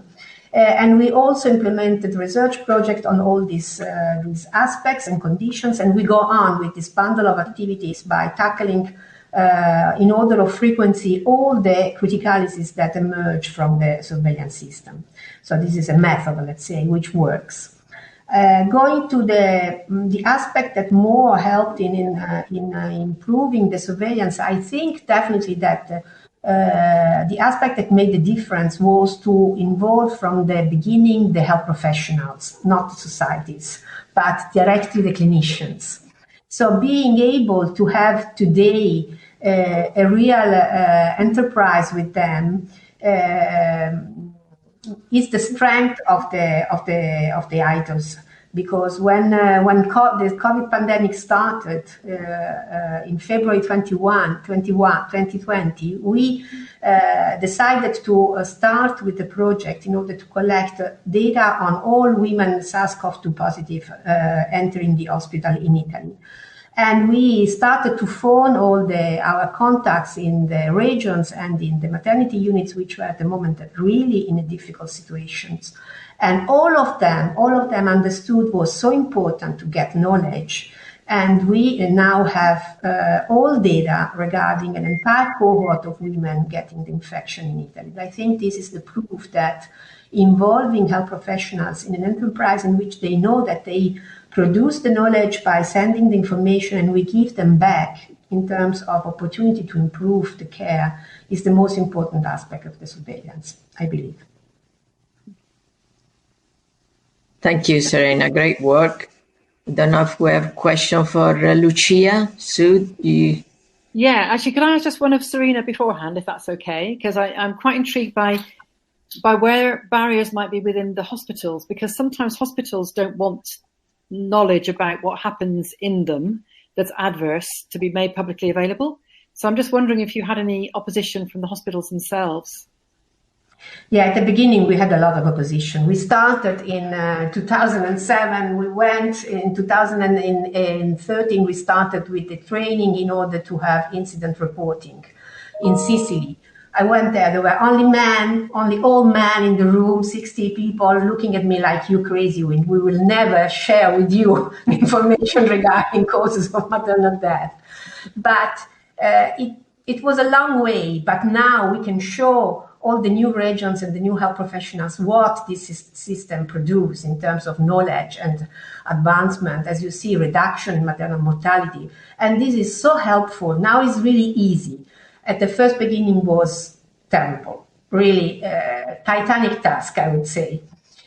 but we were strong enough to go on, and it helped a lot. And now it's easy. It's easy to involve everyone. In the last years, we involved lots of regions, no problem at all, no ethical aspects, no questions regarding any aspect which was a constraint when we first started. So just keep on going and it will work. Yeah, so I think in implementation science, there's the kind of tipping point, isn't it, that you get? But what's intriguing, I think, for most people is how do you get from here to there? So you're describing how it was at the beginning, and you're saying when you got that tipping point, now suddenly everybody wants to be engaged. But in order to create the initial conditions in which that tipping point happened, what did you actually do? I mean, was it just a question of spending a lot of time talking to people? And did you notice when the change started to suddenly shift?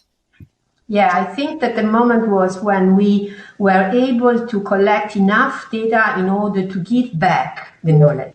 Right. And show to the health professionals that whatever they had to do in order to insert the data on the website for the research project or give back the feedback on the audits of the maternal deaths, all this was not in order to publish our results, but was just to produce knowledge that could go back to them in order to improve their quality of work also, because we feed them like a small baby. We have to invent every day something new in order to involve them. And this has to be interesting for them. So the training courses, for example, are organized with adult learning methodology. And we have the case study for which we produce a dossier and we give in Italian an evidence-based dossier where they can find easily all the evidence on the topic.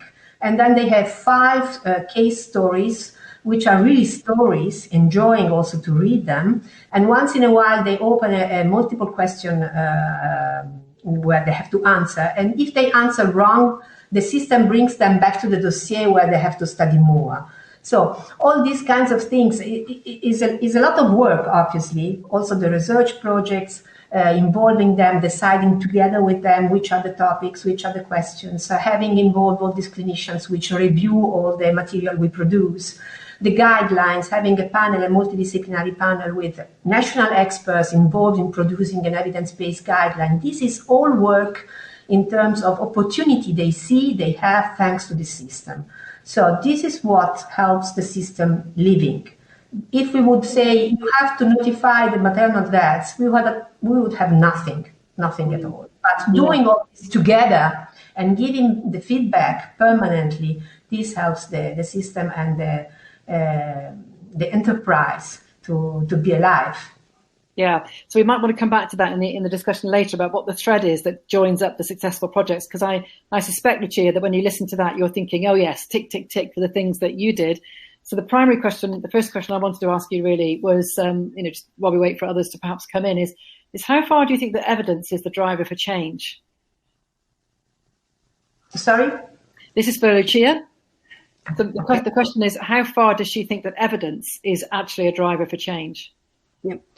So I think about the work we were doing, for example, before birthplace study and after, and a lot of the discussion that happened more in academia. And I think all of that made us feel much stronger and more empowered to go out and then also to change our language. So one of the things we often say when we work with particularly midwives and groups who want to implement birth centers, they often say midwifery units are safe. And we go like, no, they're safer for that group of women because look at these outcomes. And for them to stop and realize this for a second is not so much, about who is better, but it's for them to really deeply get that understanding that if we want to improve care, women need to have the most appropriate care in the most appropriate place. And this is the best which we look at system level. So I think the evidence has really helped us, deeply down, feel very confident in how we were approaching. And now, we are starting saying is unethical not to implement midwifery units. Because where else in healthcare, you keep supporting a system that is linked with worse outcomes and more cost and less public health. I mean, it's completely bonkers. So I think how we approach it, and I think a lot of the evidence has really made us feel that empowerment and confidence, I think. Okay. Thank you. Do you have any other questions? Because I've got one more for Lucia. I never know when to say Lucia or Lucia. You know this, don't you? But no, it's either. I mean, it's Spanish, so whichever way you like it, that's absolutely fine. Do we have any other questions from the participants, from the people listening at all, or shall I ask my second question? Yes, so actually we have one question and one answer, because Maria sent an answer to a previous question. The question was about how they managed to change the curricula for high school, and she answered, I'm sorry, I'm reading from the chat. She said the Ministry of Education introduced the topic of health into the curriculum, and breastfeeding was mentioned in just one word. We did education in high schools research and participated in a public discussion on the curriculum, after which the topic of breastfeeding was accepted into the curriculum. The COVID-19 epidemic came along and we stopped for a while with the education of professors, but are optimistic about the continuing in the future. Thank you. This is from Maria, so from Croatia. And we had a question for Mariana. And we are sending, Mariana is not with us now, but we will send it via email. I just read the question. It is, sorry, I'm reading from my smartphone. I wonder if the health workers working in the neonatal intensive care units in Portugal fully support the presence of parents at the neonatal intensive care unit.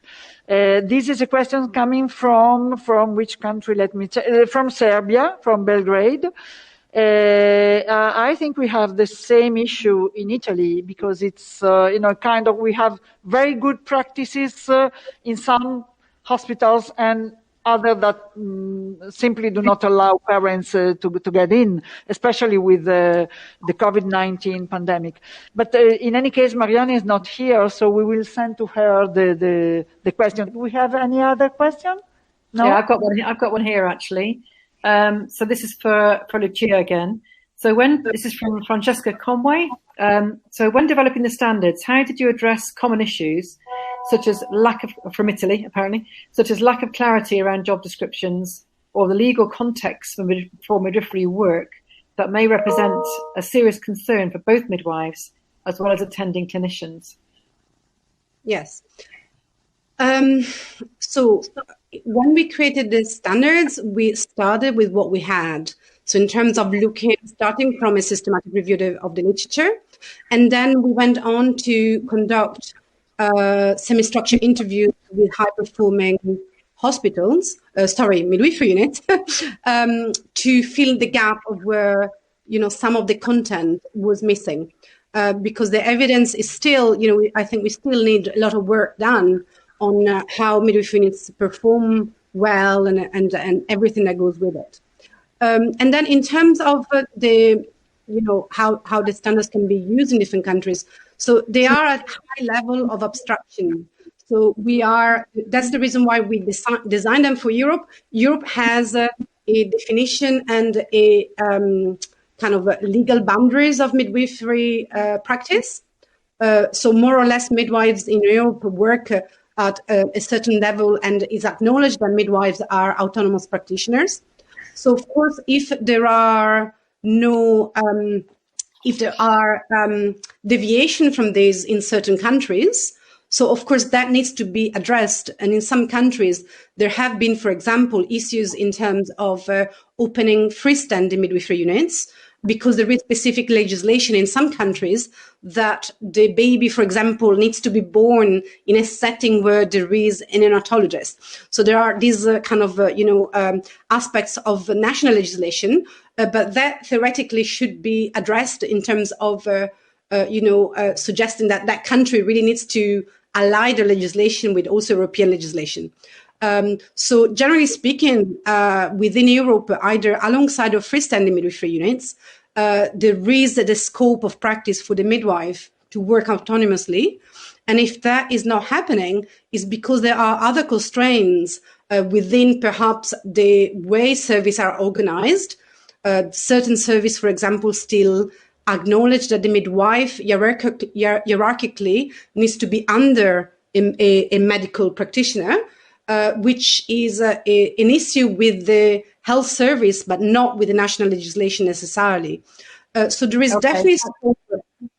Yeah, thank you, Lucia. Sorry, we just needed to move to the next session, but thank you for that very thorough explanation. So thank you to all the speakers so far, and just moving into our final session here, and I think it's very fitting that our final session is being presented by Marzia Lazzarini, who's been a driving force behind the webinar today. So she's from the WHO Collaborating Centre in Trieste that's been hosting or co-hosting this meeting, and as I say, she's been tireless in corralling us all together to make sure that this event has happened. So thank you very much, Marzia, and over to you.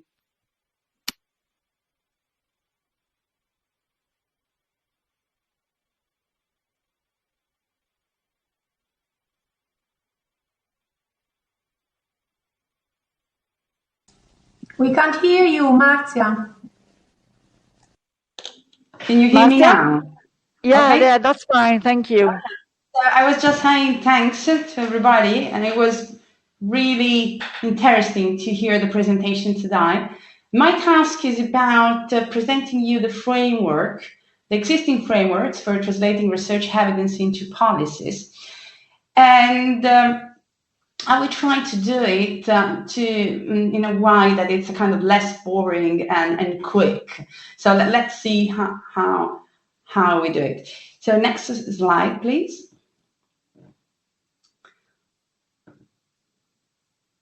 Next slide, please. Okay, so let's start from this systematic review, which has been published 4 years ago. So this is a review on frameworks, exactly on our topic, and it identified 41 different frameworks, but none of these really specific to the maternal and newborn health. And also quite interesting, different models were generated from different fields, so from different type of experts. So people working in implementation science, such as the REAIM framework, people working in medical science, such as the T model, in health service research, or in public health. Also, the review pointed out a lack of a consistent terminology, where research and translation is often used interchangeably with knowledge translation, knowledge to action, evidence-based policy, and practice or research implementation. Nevertheless, all framework acknowledge the difficulty of closing the gap between research and practice, which is exactly what we have been hearing so far. That's why we decided to have this workshop, which, as I said from the beginning, is very much a learning opportunity for me as well. Next slide, please. So I will now guide you through some of the framework, and you see the most simple one here. So on the left, there is the so-called rocket model, which is simple in the sense that is sequential. So you see here a sequence of steps. So starting from the problem statement, what is the problem? How might it be solved? And did the solution work? And this is a very simple thing. It's the basic of evidence-based medicine. You do a clinical question, and then you search for the evidence, and so on. But then in addition, you have how the problem can be repeated or redefined, how if the program can be widely reproduced, and whether the program can be sustained. And if you look at the other model, the one on the right, the so-called REAIM, which is also the most used model, at least in literature, you see that here there are a couple of domains which are, let's say, substantially similar to the rocket model, but then there are different nuances and also some addition. So in the domain of implementation, there is this question, how do I ensure the intervention is delivered properly? Which is quite a broad question. And then you see in the reach, how do I reach those who need this intervention?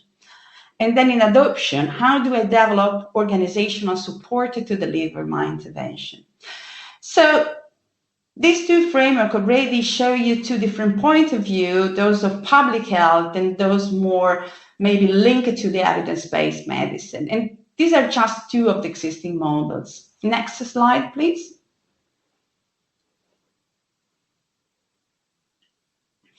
And here we move to more complex frameworks. So on the left, there is a stellar model, which is called continuum or T models. So the domains which are outside are something that we have already seen, except the one at the bottom, which is quite interesting. It's organizational and community system and quality improvement programs. So this is another addition compared to the previous framework. And in the circle in the center, you see other two additions. So there is the idea of integrating research coming from different fields, such as organizational research, clinical research, and population science, which is quite interesting. This is something that actually, as a researcher and also in evidence synthesis, you don't see this very much. I'm also thinking about WHO guidelines at this time. And then there is the domain of stakeholder engagement, modeling of the scale up. On the right, you see another framework which is even more complex. Basically, it's composed by two circles. The smaller circle in the inside is the knowledge creation circle, which imply knowledge inquiry, synthesis, and then products and tools. And as you see, it's a continuous process. And the outside circle is the knowledge application, which again, it's a continuous process. So, my idea on this framework is that they are all interesting for some of the ideas they bring, but none of them is really fully comprehensive, and they're all looking at knowledge translation from different angles. Let's go on to the other framework as well. Next slide, please. So these are two other models which are interesting because they give more emphasis on the context and on facilitating factors. So the model on the left is quite simple, it's only 3 circles, but it's quite interesting because it's only the context, which include the culture, the leadership, and the evaluation. And then in facilitation, there are the purpose, the role, the skill, and the attributes of the process of facilitation. And then in the framework on the right, you see emphasis on micropolicy, but also on climate, which is quite an interesting concept, the climate. For example, maybe now we are in the climate of the COVID pandemic. And then the funding. Let's go on the next slide. So the authors of this systematic review rightly concluded that more work is needed to determine how research translation frameworks are actually used. So all frameworks that I've been showing you are used very scanty, I would say, in publication. And it's not exactly clear how much they're used by policymakers and by institutions. And so they encourage authors to document successful and unsuccessful application of this framework. And this is maybe something that we could do together as an output of this workshop. Next slide, please. Here there is another systematic review, which is looking at models for dissemination and implementation research, which, as I said at the beginning, has been used, as a synonymous of knowledge translation by many authors. So this review identifies 61 models, But surprisingly, only a minority of models actually address policy activities. So this is quite an interesting concept, so the role of policies. And I'm going to go back to this. Next slide.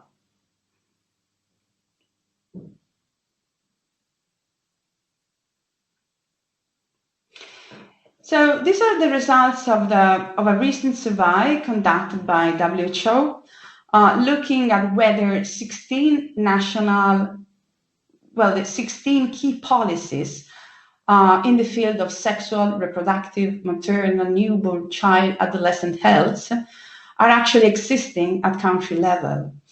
And if we focus on Italy, for example, which is my country, and you see that Italy is colored in orange, which means that only 25 from 50% of these 16 policies are actually existing.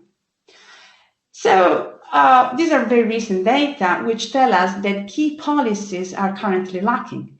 And that's another very good reason to try to translate our evidence in evidence-informed policies in our region.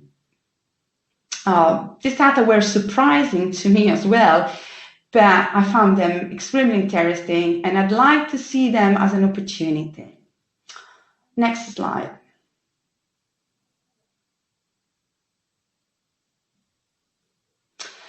Also, I'd like to present to you this action plan, which was launched by WHO Regional Office for Europe 5 years ago. But it's unique in its kind because other regions don't have a similar product. So it's an action plan to strengthen the use of evidence, information and research for policymaking. It has a long-term vision to contribute of reducing inequalities in health. And it recognizes 4 key actions. The first one being strengthening the national health information system.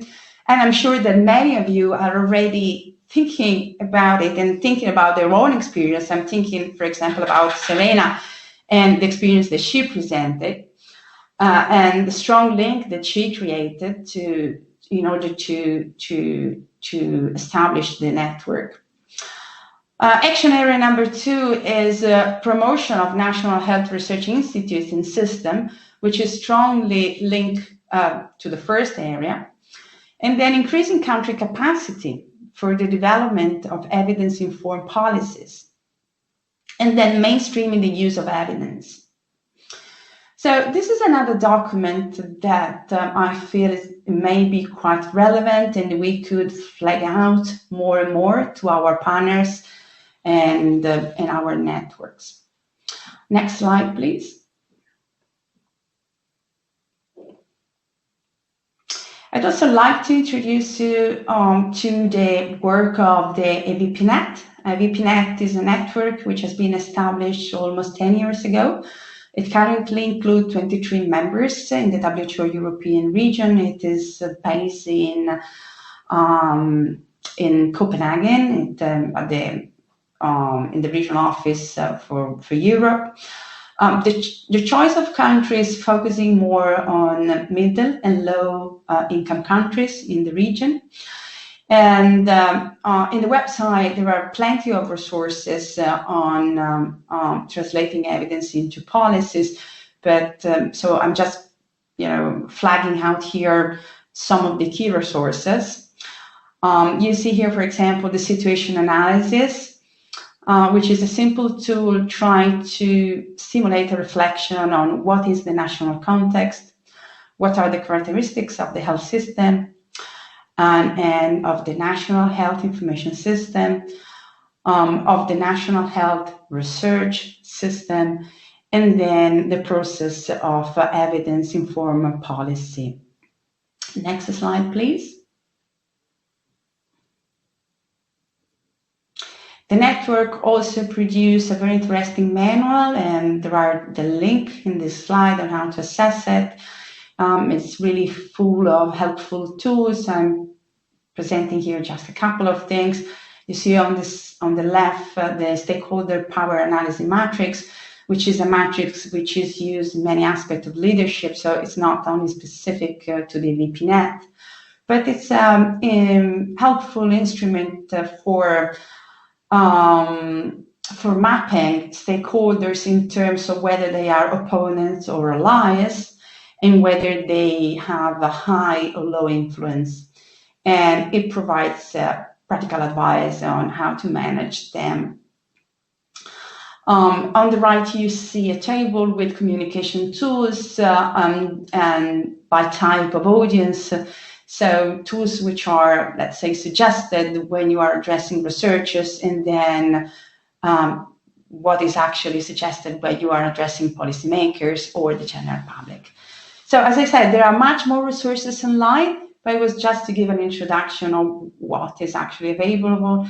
The VPNet is also organizing workshops for countries. As I said, they are more focused on middle and low income countries, but we are also getting linked for the purpose of our network, of our study in Aging Europe. And I think that could be a fruitful collaboration. Next slide. I'm also bringing here some more inputs. This is a nice synthesis produced by EU Facts on what are the skills needed for evidence-informed policy making.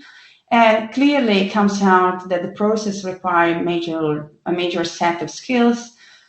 Just to focus on two of them, if we look at the slides of this pie, which are in yellow and in green on the top, understanding policy and science, which is not common for us, for researchers. So certainly we need to work on that. And then the topic of interpersonal skills, which I think it came out very clearly, even from the presentation of today. Next slide.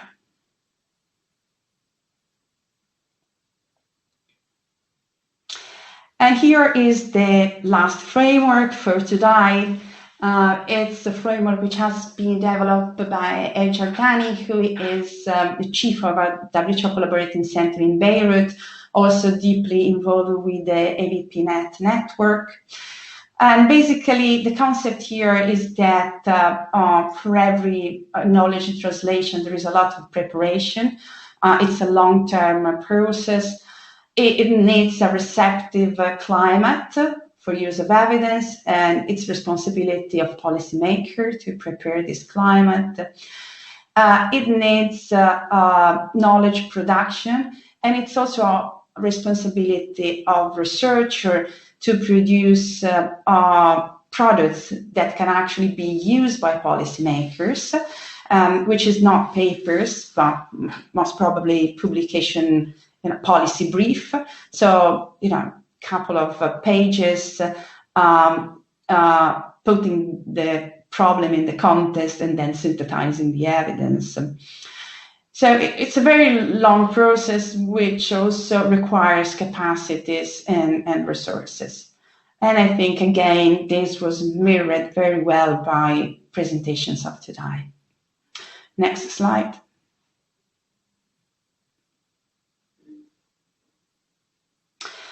Now, this list of facilitators and barriers it's in no way exhaustive, but I'm just like to present it because it points out some critical aspects. So this list comes from the AVPNet, and you see under facilitating factors, there is the topic of personal contact. And I like to turn it in a positive way. Sometimes we don't value enough our network. Sometimes we have larger network than what we think, or sometimes we can actually use it better than what we think. Now, the topic of timely research is strongly linked to how you then disseminate, diffuse the evidence that you have produced. And so it's strongly linked to the third point, which is the need of producing summary of research for decision maker in the format that they actually like. As inhibiting factor, there are the the other side of the medal. So is the absence of personal relationship, but also the poor quality of the research, certainly, and then the lack of mutual trust, and also the disagreement over budgets. And most recently with COVID, I think we have all experienced the infodemic. So because of this high volume of evidence produced, there is, of course, a kind of run to be listened, and there are so many competing priorities for policymakers, and this is, of course, complicating the scene. Next slide.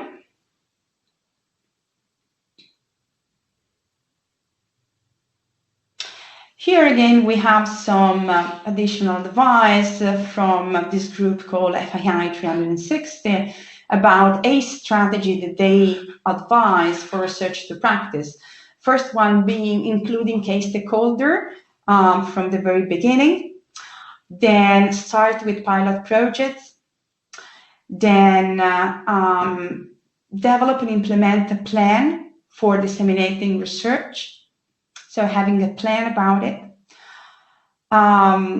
Then advocate policies that facilitate the widespread use of evidence at different levels, engage champions, and develop job aids to help the practitioner, and so facilitate the process with practical tools, and then replicated intervention and things about scale up. So this also can be useful tips that we can think about, and I'm certain that many of you have already thought about it. Next slide. So I'd like to conclude with some practical proposal. So we as a tangible product of this workshop, we would like to invite the speakers of today to send us your case studies in a short format that we can circulate. And we feel it could be quite nice to come out with a paper which is actually summarizing the 5 case studies, or more, if you wish that it could be more. And here I've just pasted an example of paper reporting on 3 case studies from Bangladesh. So it could be a paper very similar in format to this one. And the second practical proposal is open to a wider audience, and it's about documenting better facilitator and barriers specific to the maternal and newborn field.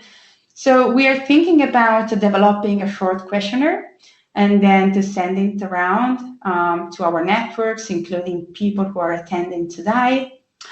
And collecting ideas of people about what you have experienced as a facilitator in barriers, and what are the most important one, and what are the ones that you feel most important based on real experience in the field.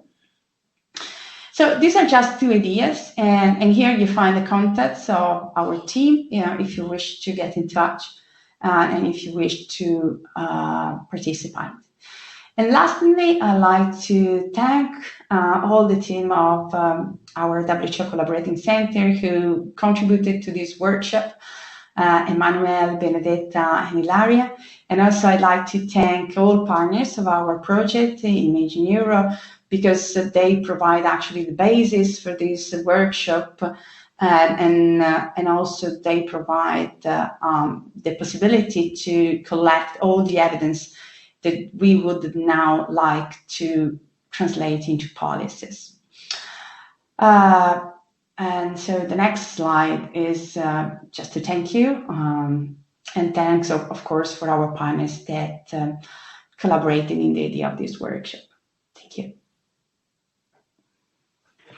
Thank you. Thank you, Marzia.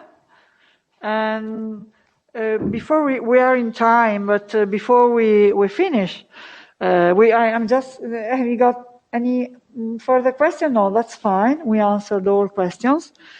Okay, so before we go, I would like to thank people that participated and contributed to this workshop. And I would like to name them, all of them, because we've seen someone, but not all of the people that contributed to the workshop. So thanks to our key speakers and moderators, and of course to our scientific committee. So Elise Chapping, Benedetta Covi, that we haven't seen, but she's working behind the scene, as well as Emanuele Pessa Valente and Francesca Zambri, who's here behind me, but you cannot see her because I'm speaking. So thank you so much. And also to Patrizia Carbonari and Gloria Nacca, who are part of the organizing staff, and our Superman here, our technical team, Giulio D'Antoni and Massimo Cantello. You cannot see them, but they are here. I can see them, so thank you so much. And yeah, I just would like to remind you that this webinar is being recorded, and in the next few days, it will be available on our websites. So I kindly ask Giulio, please, if you can show our introductory slide. So there is the QR code. You can take the picture, and you can find there I would like to name the author of the case study that are pre-recorded. We have from Croatia. You will find, if you scan the QR code, 2 case studies from Croatia, from Anita Pavicic Bosniak and Milan Stanojevic.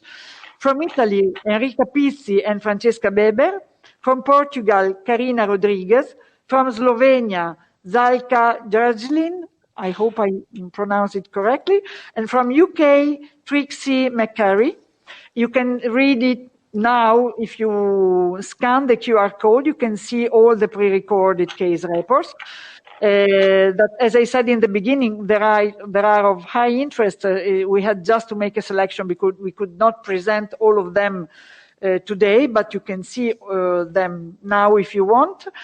And I think that's all. We will also send, Marcia, we were saying that we will send an email to all our networks with the web page of the webinar. So who want to see it in the next day will be able to do that. And I think that's all. I cannot think of anything else. Marta, is there anything else we should maybe we can also send a short email with the proposal that we made about the papers. And if people are interested, we volunteer for coordinating the paper. And we can circulate a short template on how to write the case study. So it could be, for example, a paper on the 5 case studies presented today. We could write it straightforward. And the other idea, which is about facilitator and barriers, if people are interested in developing the questionnaire, or that's most welcome.